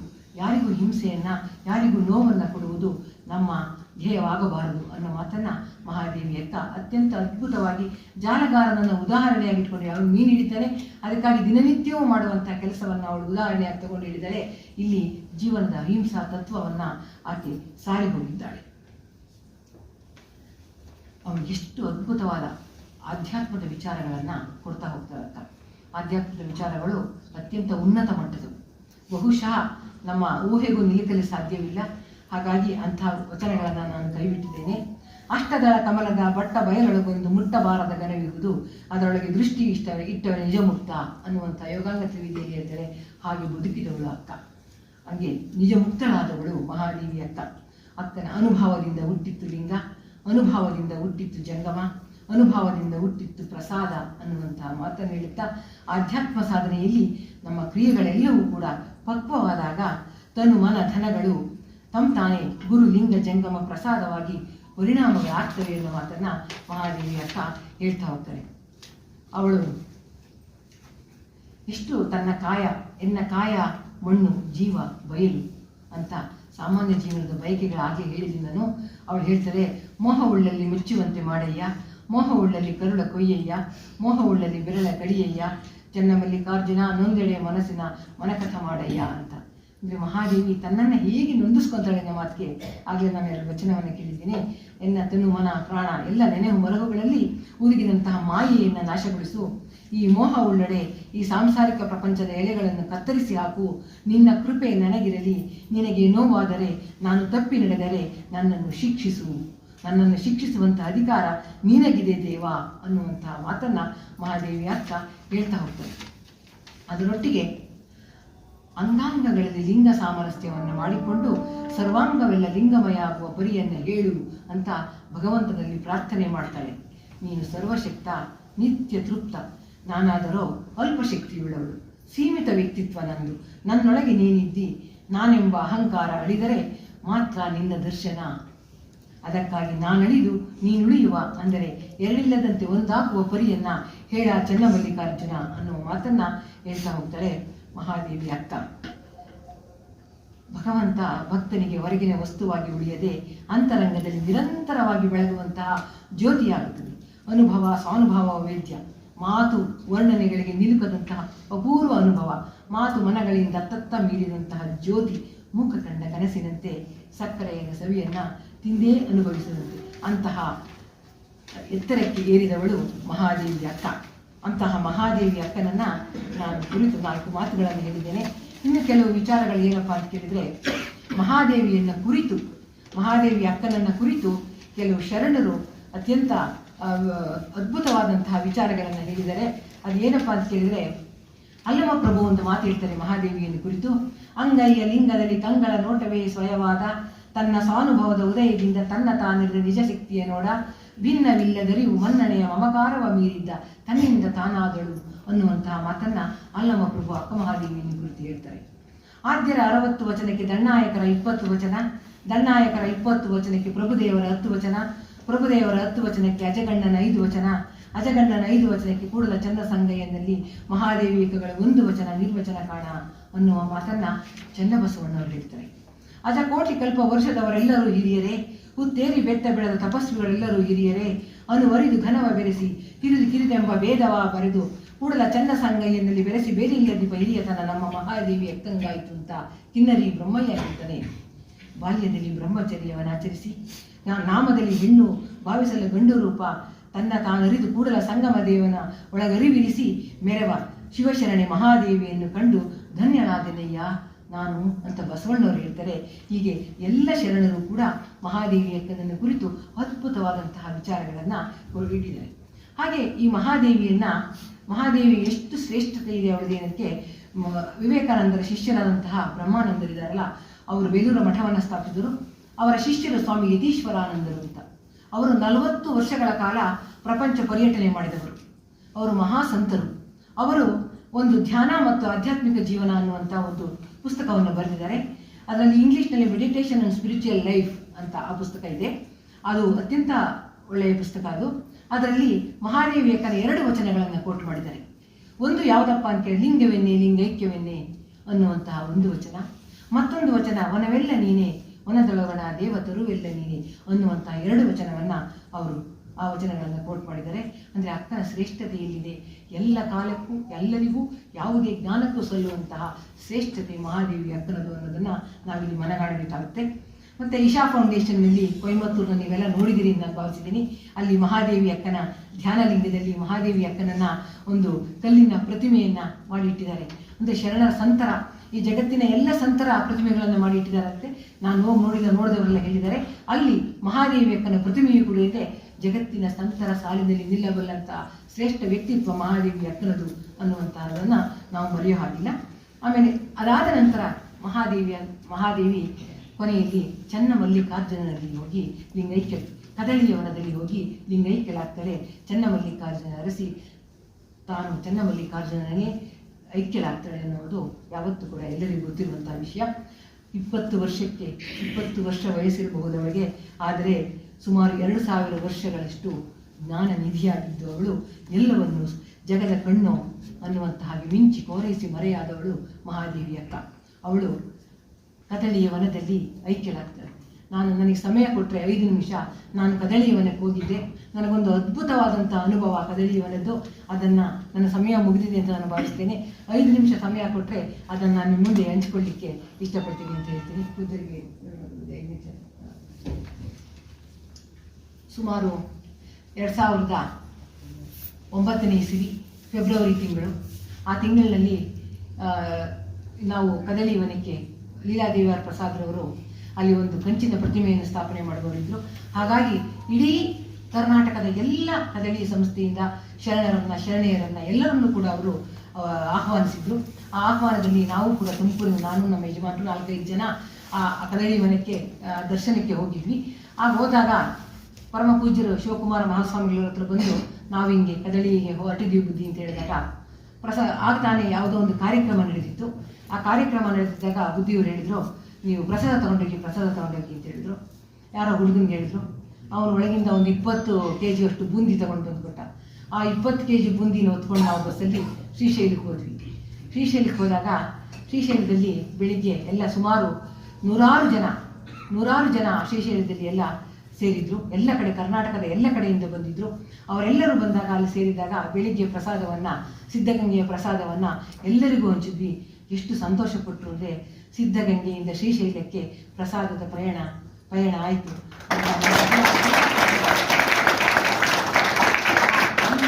ಎಲ್ಲರೂ ಪ್ರಸಾದ ಸ್ವೀಕರಿಸಿ ಅತ್ಯಂತ ಸಂತೋಷಪಟ್ಟರು.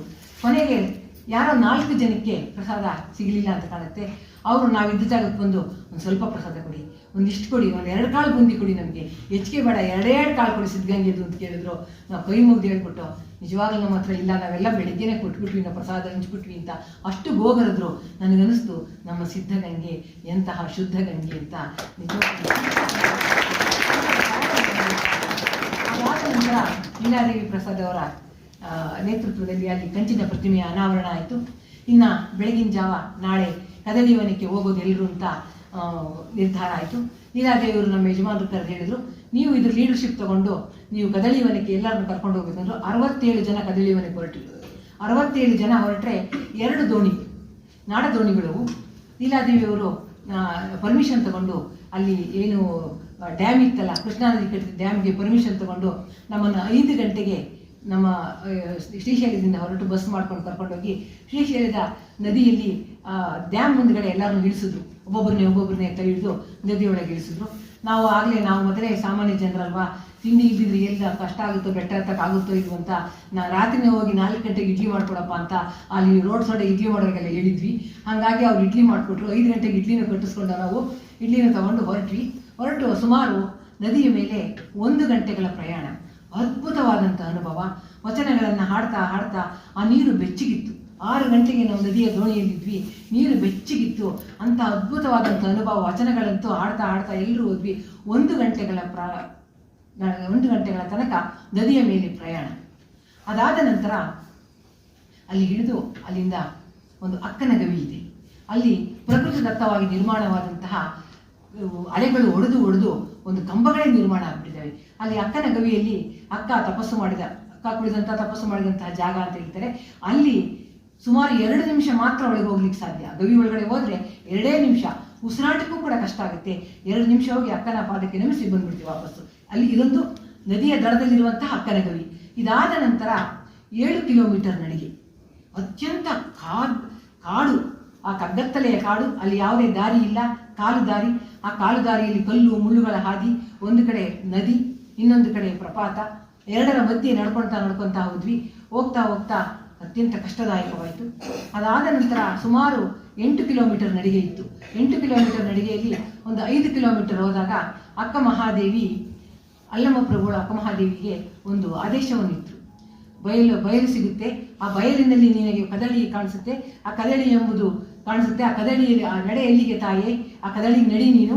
ನನಗೆ ಆ ವಚನ ಮರ್ತೋಗಿದೆ. ನಡೆ ಎಲ್ಲಿಗೆ ತಾಯೇ, ಅಲ್ಲಿ ಆ ಕದಳಿಯ ಒಂದು ಜ್ಯೋತಿ ಇದೆ, ಆ ಜ್ಯೋತಿಯಲ್ಲಿ ನೀನು ಐಕ್ಯಳಾಗು ಅನ್ನುವಂತಹ ಆದೇಶವನ್ನು ಅಲ್ಲಮ್ಮ ಪ್ರಭುಗಳು ಅಕ್ಕ ಮಹಾದೇವಿ ಕೊಟ್ಟಿದ್ರು. ಹಾಗೆಯೇ ಒಂದು ದೊಡ್ಡ ಗುಡ್ಡವನ್ನು ಹತ್ತಿದ ಮೇಲೆ ಸಾಹಸದಿಂದ ಹತ್ತಿದ್ವಿ. ಆ ಗುಡ್ಡ ಹತ್ತಿದ ಮೇಲೆ ಒಂದು ಬಟಾ ಬಯಲು ಕಾಣಿಸ್ತು. ತುಂಬ ಸಂತೋಷ ಆಗೋಯ್ತು. ಆ ಬಟಾ ಬಯಲಿನಲ್ಲಿ 3 ಕಿಲೋಮೀಟರ್ ನಡೆದ್ವಿ. 3 ಕಿಲೋಮೀಟರ್ ನಡೆದ ಮೇಲೆ ಅಲ್ಲಿಂದ ಹೋದ ನಂತರ ಸ್ವಲ್ಪ ತಗ್ಗು ಪ್ರದೇಶ ಬಂತು. ಆ ಕಾಡುದಾರಿಯಲ್ಲಿ ಯಾರು ಎಲ್ಲಿ ಹೋದ್ರೂ ಗೊತ್ತಾಗಲ್ಲ. ತಪ್ಪಿಸ್ಕೊಂಡ್ರಂತೂ ವಾಪಸ್ ಬರೋಕ್ಕೆ ಸಾಧ್ಯವೇ ಇಲ್ಲ. ನಲ್ಲಮಲ್ಲ ಕಾಡು ಅಂತ ಹೇಳ್ತಾರೆ. ರಾಜಶೇಖರ ರೆಡ್ಡಿಯವರ ಅಲ್ಲಿ ಅವಸಾನವಾಯ್ತಲ್ಲ ಏರೋಪ್ಲೇನ್ ಹೋದಾಗ, ಹುಡುಕೋಕೆ 3 ದಿನ ತಗೊಂಡ್ರು ಅವರ ಕಾಡಿನಲ್ಲಿ. ಅಂತಹ ಅದು ಅದ್ಭುತವಾದಂತಹ ಕಾಡು. ಆ ಕಾಡಿನಲ್ಲಿ ದಾರಿ ತಪ್ಪಿಸ್ಕೊಳ್ಬಾರ್ದಂತ ಒಬ್ರಿಗೊಬ್ರು ಅತ್ಯಂತ ಕೂಗ್ತಾ ಹೋಗ್ತಿದ್ದೆ 67 ಜನರಲ್ಲಿ. ಎಲ್ಲರೂ ಹೋದಾಗ ಬಿಸಿಲು ಆಯಾಸವಾಗಿತ್ತು. ಆದರೆ ಒಂದು ಅದ್ಭುತ ಏನಪ್ಪ ಅಂತ ಕೇಳಿದ್ರೆ, ಆ ಕದಳಿಯ ವನಕ್ಕೆ ಹೋದ ಕೂಡಲೇ ಅಲ್ಲಿ ನಾವು ಶಾಮಿಯಾನ ಹಾಕ್ತೀವಲ್ಲ, ಆ ಥರ ಒಂದು ಕಲ್ಲಿನಲ್ಲೇ ನಿರ್ಮಾಣ ಆಗಿದೆ. ಅಕ್ಕನ ಐಕ್ಯ ಸ್ಥಳ ಇದೆಯಲ್ಲ, ಅದು ಇಲ್ಲಿಂದ ಬಂಡೆಗಲ್ಲಿನಲ್ಲೇ ಅದ್ಭುತವಾದಂತಹ ಒಂದು ವಾತಾವರಣ ನಿರ್ಮಿತವಾಗಿದೆ. ಅಲ್ಲಿ ಅಕ್ಕನ ಪ್ರತಿಮೆ ಇದೆ. ಅಕ್ಕನ ಐಕ್ಯ ಸ್ಥಳಕ್ಕೆ ಲಿಂಗವನ್ನು ಇಟ್ಟು ಅಕ್ಕನ ಪ್ರತಿಮೆಯನ್ನು ಕೂಡ ಸ್ಥಾಪನೆ ಮಾಡಿದ್ದಾರೆ. ನಾವಾಗಲೇ ಅಲ್ಲಿ ಹೋಗುವಷ್ಟಕ್ಕೆ ಉತ್ತರ ಕರ್ನಾಟಕದ ಯಾರೋ 4 ಜನ ಹೋಗಿ ದೊಡ್ಡದೊಂದು ಮರದ ದಿಮ್ಮಿಯನ್ನು ಹಾಕ್ಬಿಟ್ಟು ಅಲ್ಲಿ ಬೆಂಕಿ ಹಾಕಿದ್ರು. ರಾತ್ರಿ ಅಲ್ಲೇ ವಾಸ ಇದ್ರಂಥವ್ರು.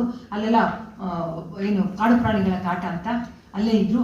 ಅವರನ್ನು ನೋಡಿದ ಕೂಡಲೇ ಯಾರೋ ಇದಾರಪ್ಪ ಜನ ಅಂತ ನಮಗೂ ಧೈರ್ಯ ಬಂತು. ಅಲ್ಲಿ ಬಂಡೆಗಲ್ಲಿನಲ್ಲಿ ನೀರು ಬರ್ತಾ ಇತ್ತು. ಪ್ರತಿಯೊಬ್ಬರು ಕೂಡ ಆ ಬಂಡೆಗಲ್ಲಿನ ನೀರಿನಲ್ಲಿ ಎಲ್ಲರೂ ಸ್ನಾನ ಮಾಡಿಬಿಟ್ವಿ ನಾವು. ಎಂತಹ ಅದ್ಭುತವಾದಂತಹ ವಿಚಾರ ಅಂತ ಕೇಳಿದರೆ ಮೈಯೆಲ್ಲ ಹಗುರಾಯಿತು. ಈ ಒಂದು ರೀತಿ ತೇಲಾಡುವಂತಹ ಅನುಭವ ಆಯಿತು. ಅಷ್ಟು ಆಯಾಸವೆಲ್ಲ ಹರಿದು ಹೋಯಿತು ಅಕ್ಕನ ಐಕ್ಯ ಸ್ಥಳದಲ್ಲಿ. ಅದಾದ ನಂತರ ಅಕ್ಕನ ಆ ಜಾಗದಲ್ಲಿ ಶಿವಪೂಜೆಯನ್ನು ಮಾಡಿಕೊಂಡ್ವಿ. ಅಲ್ಲಿ ಒಂದು ಗವಿ ಇದೆ. ಅಕ್ಕ ಈ ಗವಿಯಲ್ಲಿ ಮತ್ತೆ ನಡೆದು ಹೋಗಿ ಬಂದು ಅಂತ ಹೇಳ್ತಾರೆ. ಇದು ನದಿಗೂ ಗವಿಗೂ ಸಂಪರ್ಕ ಇದೆ ಅಂತ ನಮಗೆ ಗೊತ್ತಿಲ್ಲ. ಒಂದು 5-10 ನಿಮಿಷ ಹೋದ್ವಿ ಅಷ್ಟೇ. ಅಷ್ಟಿಂದ ಮುಂದಕ್ಕೆ ನಮ್ಗೆ ಹೋಗೋಕ್ಕಾಗಲಿಲ್ಲ. ಅದಾದ ನಂತರ ಅಕ್ಕನ ದರ್ಶನವನ್ನು ಮಾಡಿಕೊಂಡು, ಅದಕ್ಕೂ ಮೊದಲು ಇನ್ನೊಂದು ವಿಷಯ ನಾನು ನಿಮ್ಮಲ್ಲಿ ಹೇಳಬೇಕು ಅಂತ ಕೇಳಿದ್ರೆ, ನಾವು ದಾರಿಯಲ್ಲಿ ಹತ್ತಬೇಕಾದ್ರೆ ನಾನಂತೂ ಭಾವಿಸಿದ್ದೇನೆ, ನನಗೆ ಅಕ್ಕ ಮಹಾದೇವಿಯ ದರ್ಶನ ಆಯಿತು ಅಂತ ನಾನು ಭಾವಿಸಿದ್ದೇನೆ. ಒಬ್ಬಳ ಹೆಣ್ಣುಮಗಳು, ಸುಂದರವಾದ ಹೆಣ್ಣುಮಗಳು, ಸುಮಾರು 18 ವರ್ಷ ಇರಬಹುದು. ಒಂದು ಕ್ರೀಮ್ ಕಲರ್ ಪ್ಲೈನ್ ಸೀರೆ ಉಟ್ಕೊಂಡು ಅತ್ಯಂತ ಸುಂದರವಾಗಿದ್ದು, ಬರೀ ಕಾಲಲ್ಲಿ ಆ ಕದಳಿ ವನಕ್ಕೆ ಬರ್ತಾ ಇತ್ತು. ಕಾಲಲ್ಲಿ ರಕ್ತ ಸುರಿತಾ ಇತ್ತು. ನಾನು ಕೇಳಿದೆ, ಕಾಲಲ್ಲಿ ರಕ್ತ ಸುರಿತಾ ಇದೆ, ನಾವು ಬ್ಯಾಂಡೇಜು ಹತ್ತಿ ಎಲ್ಲ ತೊಗೊಂಡೋಗಿದ್ವಿ, ಏನೇನಾಗುತ್ತೆ ಅಂತ ಶೂ ಎಲ್ಲ ಹಾಕ್ಕೊಂಡ್ರು. ಅದಕ್ಕೆ ಅವಳಿಗೆ ಹೇಳಿದೆ, ಅಕ್ಕ ನನ್ನ ರಕ್ತ ಸುರಿತಾ ಇದೆ ನಿನ್ನ ಕಾಲಲ್ಲಿ, ನಾನು ನಿನಗೆ ಬ್ಯಾಂಡೇಜ್ ಕೊಡ್ತೀನಿ, ಹತ್ತಿ ಕೊಡ್ತೀನಿ ಅಂತ ಮಾತೇ ಆಡಲಿಲ್ಲ ಅವಳು. ರಕ್ತ ಕಾಲ ಸುರಿತಾನೆ ಇತ್ತು. ಹಂಗೆ ಹತ್ತೋದು. ಚಿಕ್ಕ ಹುಡುಗಿ 18 ವರ್ಷ, ಅತ್ಯಂತ ಸುಂದರವಾಗಿದ್ಲ ಆ ಹುಡುಗಿ. ನಿಜಕ್ಕೂ ಕೂಡ ಇದು ಉಪಮೆ ಎಲ್ಲ. ಬಂದಂಥ ಅಮೃತ ವೀರಭದ್ರಯ್ಯನವರು ಬಂದಿದ್ರು, ನಮ್ಮ ಯಜಮಾನರು ಬಂದಿದ್ರು, ಮತ್ತೆ ಪ್ರೇಮಮ್ಮನವರು ಬಂದಿದ್ರು, ಮತ್ತೆ ನಾಗನಹಳ್ಳಿನವರು, ಎಲ್ಲರೂ ಕೂಡ ನೋಡಿದ್ರು. ಅದ್ಭುತವಾದಂತಹ ಅವಳ ಚೆಲುವಿತ್ತು. ಅವಳು ನಡ್ಕೊಂಡು ಹೋದ್ರು. ಕೇಳಿದೆ ಎಷ್ಟು ಮಾತಾಡ್ಸಿದ್ರು ಮಾತಾಡಲಿಲ್ಲ.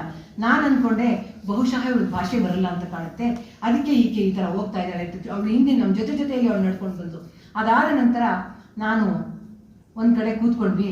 ಅವಳು ಏನನ್ನು ಕೊಡ್ತೀನಿ, ನಾವು ಹಣ್ಣು ಒಣ ದ್ರಾಕ್ಷಿ ಎಲ್ಲ ತೊಗೊಂಡೋಗಿದ್ವಿ. ಕೊಡ್ತೀನಿ ಅಂತ ಹೇಳಿದ್ಕೆ ಅವಳೇನು ಮಾತಾಡಲಿಲ್ಲ, ಸುಮ್ಮನೆ ಕೂತ್ಕೊಂಡವಳೆ ಹಂಗಾಗಿ ಹಿಡಿದ್ವಿ. ಹಸಿವಾದರೆ ಭಿಕ್ಷಾನ್ನಗಳುಂಟು, ತೃಷೆಯಾದರೆ ಕೆರೆ ಹಳ್ಳ ಬಾವಿಗಳುಂಟು, ಅದೇನಾಗ್ತೀಯೋ ಹಾಗೆ ನನಗೆ ಅಂದ್ಲು. ಸತ್ಯವಾಗ್ಲೂ ಮಾತಾಡಿದ್ರು. ಅದಕ್ಕೆ ನಾವು ಕಿತ್ತಳೆ ಹಣ್ಣು ಮತ್ತು ನಮ್ಮ ಒಣ ದ್ರಾಕ್ಷಿ ಖರ್ಜೂರ ಅಂತ ಅದೆಲ್ಲ ಕೊಟ್ವಿ. ಆಮೇಲೆ ನಿನ್ನ ಹೆಸರೇನಮ್ಮ ಅಂತ ಕೇಳಿದ್ರು. ಅವಳು ಹೇಳಿದ್ಲು, ಪಿಂಡಾಂಡದ ಹೆಸರು ಬೇಕೋ ಬ್ರಹ್ಮಾಂಡದ ಹೆಸರು ಬೇಕು ಅಂತ. ಇನ್ನಷ್ಟೇ ಮಾತಾಡಿದ್ದವಳು, ಇನ್ನೊಂದು ವರ್ಡು ಮಾತಾಡಲಿಲ್ಲ. ಅವಳ ಹೆಸರು ಹೇಳಲಿಲ್ಲ, ಸುಮ್ಮನೆ ನಡೆದು ಹೊಟ್ಟೆ ಹೋಗ್ಬಿಟ್ರು, ಕಾಲಲ್ಲಿ ರಕ್ತ ಸುರಿಸ್ಕೊಂಡು. ಅದಾದ ನಂತರ ನಾವು ಕದಳಿಯನ್ನು ತಲುಪಿದ್ದು. ನಾನು ಮುಂದಕ್ಕೆ ಹೋಗಿದ್ದಕ್ಕೆ ಬಂದೆ. ಹಾಗೆ ಕದಳಿಯಲ್ಲಿ ನಾವು ಕದಳಿಯ ದರ್ಶನವನ್ನು ಮಾಡಿಕೊಂಡು ವಾಪಸ್ ಬಂದ್ವಿ. ವಾಪಸ್ ಬರೋಷ್ಟಕ್ಕೆ ಬೆಳಿಗ್ಗೆ 5 ಗಂಟೆಗೆ ಹೊರಟು ಸಂಜೆ 6 ಗಂಟೆ ಆಯಿತು. 6 ಗಂಟೆಗೆ ಬಂದರೆ ಅಲ್ಲಿ ಯಾರೋ 4-5 ಜನ ವಾಪಸ್ ಬಂದರು. ಯಾರು ಉತ್ತರ ಕರ್ನಾಟಕದವ್ರು ಹೋಗಿದ್ದವರು. ಅವ್ರು ಬಂದು ನಾವೆಲ್ಲ ವಾಪಸ್, ಒಂದು ದೋಣಿ 34 ಜನ ಕರ್ಕೊಂಡು ಹೊರಟೋಯ್ತು. ನಾವು ಇನ್ನೊಂದು ದೋಣಿ ಜನ ನಿಂತ್ಕೊಂಡಿದ್ವಿ. ಅಷ್ಟೊತ್ತಿಗೆ ಯಾರೋ ಬಂದು ಹೇಳಿದ್ರು, ಯಾರೋ ಇಬ್ಬರು ಕದಳಿ ಒಂದಲ್ಲಿ ತಪ್ಪಿಸ್ಕೊಂಡಿದ್ದಾರೆ, ಅವರಿಬ್ಬರು ಅಲ್ಲಿ ಹಿಂದೆ ಅರ್ಧ ದಾರಿ ಒಳಗಿದ್ದಾರೆ, ಇವತ್ತು ಅವ್ರು ಬರಲ್ಲ, ಪ್ರಾಣಿಗಳ ಪಾಲೆ ಅಂದರು. ಹಂಗಂದಿದ್ದ ಕೂಡಲೇ ನಮ್ಮ ಯಜಮಾನ್ರಿಗೆ ಹೇಳಿದ್ರು, ನೀಲಾದೇವಿ ಅವರು ಇವರಿಗೆ ಒಂದು ಏನು ಲೀಡರ್ಶಿಪ್ ಕೊಟ್ಟು ನೀನು ಕರ್ಕೊಂಬರ್ಬೇಕು ಜವಾಬ್ದಾರಿ ಅಂತ ಹೇಳಿದ್ರು. ಆಗ ಇವರು 2 ಲೀಟರ್ 2 ಬಾಟ್ಲು ನೀರು ತಗೊಂಡು ಒಬ್ಬ ಹುಡುಗನ ಕರ್ಕೊಂಡು ವಾಪಸ್ ಹೋದ್ರು ಕದಳಿಗೆ. ಮತ್ತೆ ವಾಪಸ್ ಹೋದ್ರು ಸಂಜೆ 5:15 ಗಂಟೆ 6 ಗಂಟೆ ಸಮಯ. ನನಗೊಂದು ಕಡೆ ಭಯ, ದೋಣಿ ಎಷ್ಟೊತ್ತು ಕಾಯ್ದು ಸಾಕಾಯ್ತು, ಇವ್ರು ಬರಲಿಲ್ಲ ವಾಪಸ್ಸು. ಕೊನೆಗೆ ಕತ್ತಲಾಗೋಯ್ತು. ಕತ್ತಲಾಗೋದಾಗ ದೋಣಿಯನ್ನು ಹಿಡಿದ, ಬನ್ನಿ ನಾನು ನಿಮ್ಮನ್ನು ತಲುಪಿಸ್ಬಿಡ್ತೀನಿ ಅಂತ. ನಾವೆಲ್ಲ ದೋಣಿಗೆ ಓವರ್ಲೋಡ್. ಎಷ್ಟೊಂದು ಜನ ಹೋಗಿದ್ದವರು ವಾಪಸ್ ಹೋಗಿದ್ದವರು ಇಲ್ಲೇ ಉಳ್ಕೊಂಡ್ಬಿಟ್ರು. ಹಾಗಾಗಿ 34 ಜನ ದೋಣಿಗೆ 40 ಜನ ಆಗೋದ್ವಿ. 30-35 ಜನ ಕೂತ್ಕೋಬೇಕಾಗಿತ್ತು, 40 ಜನಕ್ಕಿಂತ ಹೆಚ್ಚಿಗೆ ಆಗೋದ್ವಿ. ಆ 40 ಜನ ಕತ್ತಲು ಅಂದರೆ ಕತ್ತಲು. ಆ ಕತ್ತಲು ದೋಣಿ ನಡ್ಸ್ಕೊಳ್ತಾ ಅವ್ನು ಬರ್ತಾ ಇರಬೇಕಾದ್ರೆ ಒಂದು ದಾರಿಯಲ್ಲಿ ದೋಣಿ ನಿಂತೋಯ್ತು. ಕತ್ತಲು, ಗಾಢವಾದ ಕತ್ತಲು. ಅವಾಗ ನಾನು ಅಂದ್ಕೊಂಡೆ, ಬಹುಶಃ ಅಕ್ಕನ ಸ್ಥಳದಲ್ಲಿ ನಾವು ಐಕ್ಯವಾಗಿ ಹೋಗ್ತೀವಿ, ಇಷ್ಟೇ ನಮ್ಮ ಜೀವನ ಇಲ್ಲಿಗೆ ಮುಗೀತು ಅಂತ ನಾನು ಭಾವಿಸಿ ಅಲ್ಲೇ ಪರಮಾತ್ಮನ ಧ್ಯಾನ ಮಾಡಿಕೊಂಡು ಅವರೇ ಹೇಳಿದ, ದೋಣಿ ನಡೆಸೋನು, ಯಾರು ಉಸಿರಾಡಬೇಡ್ರಿ, ಯಾರು ಅಲ್ಲಾಡಬೇಡ್ರಿ, ಹೆಚ್ಚಿಗೆ ಅಲ್ಲಾಡಿದ್ರೆ ದೋಣಿ ಮುಳುಗೋಗುತ್ತೆ ಅಂತ. ಹಂಗಂದಿದ ಕೂಡಲೇ ಇದ್ದಿದ್ದು ಭಯ ಆಗೋಯ್ತು ನಮಗೆ. ಒಬ್ಬರ ಉಸಿರು ಒಬ್ರಿಗೆ ತಾಗ್ತಾ ಇತ್ತು. ಅಷ್ಟರ ಮಟ್ಟಿಗೆ ಎಲ್ಲ ಕೂತ್ಕೊಂಡಿದ್ವಿ. ಅಲ್ಲಿ ಯಾಕಪ್ಪ ದೋಣಿ ನಿಂತೋಯ್ತು ಅಂದರೆ, ಅವನು ತೆಲುಗಲ್ಲಿ ಮಾತಾಡ್ತಾನೆ, ನಮಗೆ ಕನ್ನಡ. ಆಮೇಲೆ ಹೇಳಿದ, ಒಂದು ಚಾಕುನೋ ಕತ್ರಿನೋ ಇದ್ರೆ ಕೊಡಿ ಅಂತ. ಅವಾಗ ನಾವು ಹಣ್ಣೆಚ್ಚಕ್ಕೆ ಚಾಕು ಕೊಟ್ವಿ. ಕೊಟ್ಟಿದ ತಕ್ಷಣ ಚಾಕು ತಗೊಂಡು ಗುಳುಮ್ ತಂಗಿ ಒಳಗೆ ಕೊಟ್ಟದ. ಎಷ್ಟೊತ್ತಾದರೂ ಬರಲೇ ಇಲ್ಲ ಅವನು. ಇನ್ನೂ ಭಯ ಆಗೋಯ್ತು ನಮಗೆ. ದೋಣಿ ಬೇರೆ ಅರ್ಧದಲ್ಲಿ ನಿಂತ್ಕೊಂಡೈತಿ, ಅವನು ಬೇರೆ ಬರಲಿಲ್ಲ, ಏನಪ್ಪ ಕತೆ ಅಂತ. ಎಷ್ಟೋ ಹೊತ್ತಾದ್ಮೇಲೆ ಅವ್ನು ಬಂದ. ಯಾಕೆಂದರೆ ದೋಣಿ ಬಲೆ ಹಾಕಿರ್ತಾರೆ ಮೀನು ಹಿಡಿಯೋಕ್ಕೆ, ಆ ಬಲೆಗೆ ದೋಣಿ ಸಿಗಾಕೊಂಡಿತ್ತು, ದೋಣಿ ಕಾಲು, ಅದಕ್ಕೆ ಬಿಡಿಸೋಕೆ ಇಷ್ಟೊತ್ತಾಯಿತು ಅಂತ ಹೇಳಿದ. ಕರ್ಕೊಂಡು ಬಂದು ಎಲ್ಲೋ ಒಂದು ಕಡೆ ತುಂಬ ಕತ್ಲಾಯಿತು, 8 ಗಂಟೆ ಆಗೋಯ್ತು ರಾತ್ರಿ. ಎಲ್ಲೋ ಒಂದು ಕಡೆ ಯಾವುದೋ ಒಂದು ಮೂಲೆಯಲ್ಲಿ ಒಬ್ಬ ಲೈಟ್ ಇಟ್ಕೊಂಡು ಓ ಅಂತ ಕೂಗ್ದ. ಇಲ್ಲಿಂದ ನಮ್ಮನ್ನು ಈ ದೋಣಿಯನ್ನು ಓ ಅಂತ ಕೂಗ್ದ. ಅಲ್ಲಿಂದ ನಮ್ಮನ್ನು ಕರ್ಕೊಂಡು ಹೋದ್ರೆ ಅಲ್ಲಿ ಸುಮಾರು ನಾವು 300 ಮೆಟ್ಲುಗಳು ಕೆಳಗಿಳಿದು ಬಂದಿದ್ವಿ. ನದಿಗೆ ಬರಬೇಕಾದ್ರೆ 300ಕ್ಕಿಂತ ಹೆಚ್ಚು ಮೆಟ್ಲಿದಾವೆ ಅಲ್ಲಿ. ಹಾಗೆ ಮತ್ತೆ ಆ 300 ಮೆಟ್ಲು ಆ ಜಾಗ ಅಲ್ಲ, ಇನ್ನೊಂದು ಬೇರೆ ಜಾಗ ಯಾವುದೋ ಹತ್ಬೇಕಾಗಿ ಬಂತು. ನಿಜಕ್ಕೂ ಕೂಡ ನನಗೆ ಅವತ್ತೊಂದು ಅರಿವಾಯಿತು, ಅಕ್ಕನ ಕಷ್ಟ ಎಂಥದ್ದು. ಕಾಡು ಮೇಡುಗಳಲ್ಲಿದ್ದು ನಾವು ಒಂದಿನ ಬರಕ್ಕೆ ಇಷ್ಟು ಕಷ್ಟಪಟ್ಬಿಟ್ವಿ. ಅಕ್ಕ ಹೆಂಗೆ ಅಲ್ಲಿರ್ಬೋದು, ಎಂಥ ಸ್ಥಿತಿಯಲ್ಲಿ ಅಕ್ಕ ತನ್ನ ಮಲ್ಲಿಕಾರ್ಜುನ ಐಕ್ಯರಾಗಿರ್ಬೋದು. ಅದಕ್ಕಿಂತ ಇನ್ನೊಂದು ಅದ್ಭುತ ವಿಚಾರ ಏನಪ್ಪ ಅಂತ ಕೇಳಿದರೆ, ಕಣ್ಣಿಲ್ದವ್ರು ಹೆಂಗಿರ್ತಾರಪ್ಪ ನಂಗೆ ಅವತ್ತೇ ಗೊತ್ತಾಗಿತ್ತು. ಯಾಕೆಂದರೆ ಒಂದೊಂದೇ ಮೆಟ್ಲು ಕೈಯಲ್ಲಿ ತಡಿಕೊಂಡು ಕತ್ಲಲ್ಲಿ ಆ ಮೆಟ್ಲುಗಳನ್ನು ಹತ್ತಿ ಬಂದ್ವಿ ನಾವು. ಅಷ್ಟು ಮೆಟ್ಲುಗಳನ್ನು ಹತ್ತಿ ಬಂದ್ವಿ. ಯಾವುದೋ ಒಂದು ಮೂಲೆಯಲ್ಲಿ ಮಾಮೂಲಿ ಮೆಟ್ಲುಗಳು ಬಿಡಲಿಲ್ಲ ಅವರು. ಯಾಕೆಂದರೆ ಡ್ಯಾಮಲ್ಲಿ ಸಂಜೆ ಹೊತ್ತು ಬಿಡಲ್ಲ ಅಂತ ಹೇಳಿದ್ರು. ಹಾಗಾಗಿ ಯಾವುದೋ ಒಂದು ದಿಕ್ಕು ಕರ್ಕೊಂಡೋಗಿ ಆ ದಿಕ್ಕಲ್ಲಿ ನಮಗೆ ಮೆಟ್ಲುಗಳ ಹತ್ರ ಬಿಟ್ಟರು. ಆ ಒಂದೊಂದೇ ಮೆಟ್ಲನ್ನ ಕೈಯಲ್ಲಿ ತಡಿಕೊಂಡು ಮೆಟ್ಲು ಹತ್ತಿದ್ವಲ್ಲ, ಅವತ್ತು ನನಗೆ ಅರಿವಾಯಿತು ಕಣ್ಣಿಲ್ದವರ ಜೀವನ ಹೇಗಿರುತ್ತೆ ಅಂತ. ನನ್ನ ಜಿಕ್ಕು ನನಗೆ ಅವತ್ತು ಅರಿವಾಯಿತು. ಅಲ್ಲಿಂದ ಹತ್ತಿ ಆ ಮೇಲಕ್ಕೆ ಬಂದು ಅಲ್ಲಿಂದ ಒಂದು ವೆಹಿಕಲ್ ವ್ಯವಸ್ಥೆ ಮಾಡಿದ್ರು, ಬಸ್ಸು. ಆ ಬಸ್ಸಿಂದ ನಾವು ಊರಿಗೆ ಬಂದ್ವಿ. ಅದಾದ ನಂತರ ಮತ್ತೆ ನಮ್ಮ ಯಜಮಾನರು ಹೋಗಿದ್ದಿಲ್ಲ, ಅವರಿಬ್ಬರನ್ನು ಕರ್ಕೊಂಡು ಮತ್ತೊಂದು ದೋಣಿಯಲ್ಲಿ ರಾತ್ರಿ 9:30, 9:45, 10 ಗಂಟೆನೇ ಆಗಿತ್ತು ಅವಾಗ ಬಂದರು. ಅದುವರೆಗೂ ನಮ್ಮ ಜೀವ ಪುಕ್ಕ ಅಂತ ಇತ್ತು. ಏನಪ್ಪ ಕಾಡು ಬಂದವರು ಬರಲಿಲ್ಲ ಅಂತ. ಹೀಗೆ ಕದಳಿಯಲ್ಲಿ ನಾವು ಕದಳಿಯ ಐಕ್ಯ ಸ್ಥಳ, ಅಕ್ಕನ ಐಕ್ಯ ಸ್ಥಳವನ್ನು ನಿಜಕ್ಕೂ ಕೂತ ನನಗೊಂದು ಅದ್ಭುತವಾದಂಥ ರೋಮಾಂಚಕ ಅನುಭವವಾಯಿತು. ಅದನ್ನು ಯಾವತ್ತೂ ಕೂಡ ನಾನು ಮರೆಯೋಕ್ಕಾಗಲ್ಲ. ಅಂತಹ ಕದಳಿಯನ್ನು ನಾನು ಉಡುತಡಿಯನ್ನು ಕದಳಿಯನ್ನು ಎರಡನ್ನೂ ಕೂಡ ನೋಡಿ ಬಂದಿದ್ದೇನೆ. ನಾನೇ ಧನ್ಯಳು ಅಂತ ಭಾವಿಸ್ತಾ ಇಂತಹ ಒಂದು ಅವಕಾಶವನ್ನು ಈ ಪುಣ್ಯಭೂಮಿಯಲ್ಲಿ ಪರಮ ಪೂಜ್ಯರ ಸಮ್ಮುಖದಲ್ಲಿ ನಿಮ್ಮೆಲ್ಲರಿಗೂ ಶರಣಾರ್ಥಿಗಳನ್ನು ಅರ್ಪಿಸುತ್ತಾ ನನಗೆ ಅವಕಾಶ ಮಾಡಿಕೊಟ್ಟಿದ್ದಕ್ಕಾಗಿ ನನ್ನ ಹೃದಯಪೂರ್ವಕ ನಮನಗಳನ್ನು ಅರ್ಪಿಸ್ತೇನೆ. ಶರಣಾರ್ಥಿ.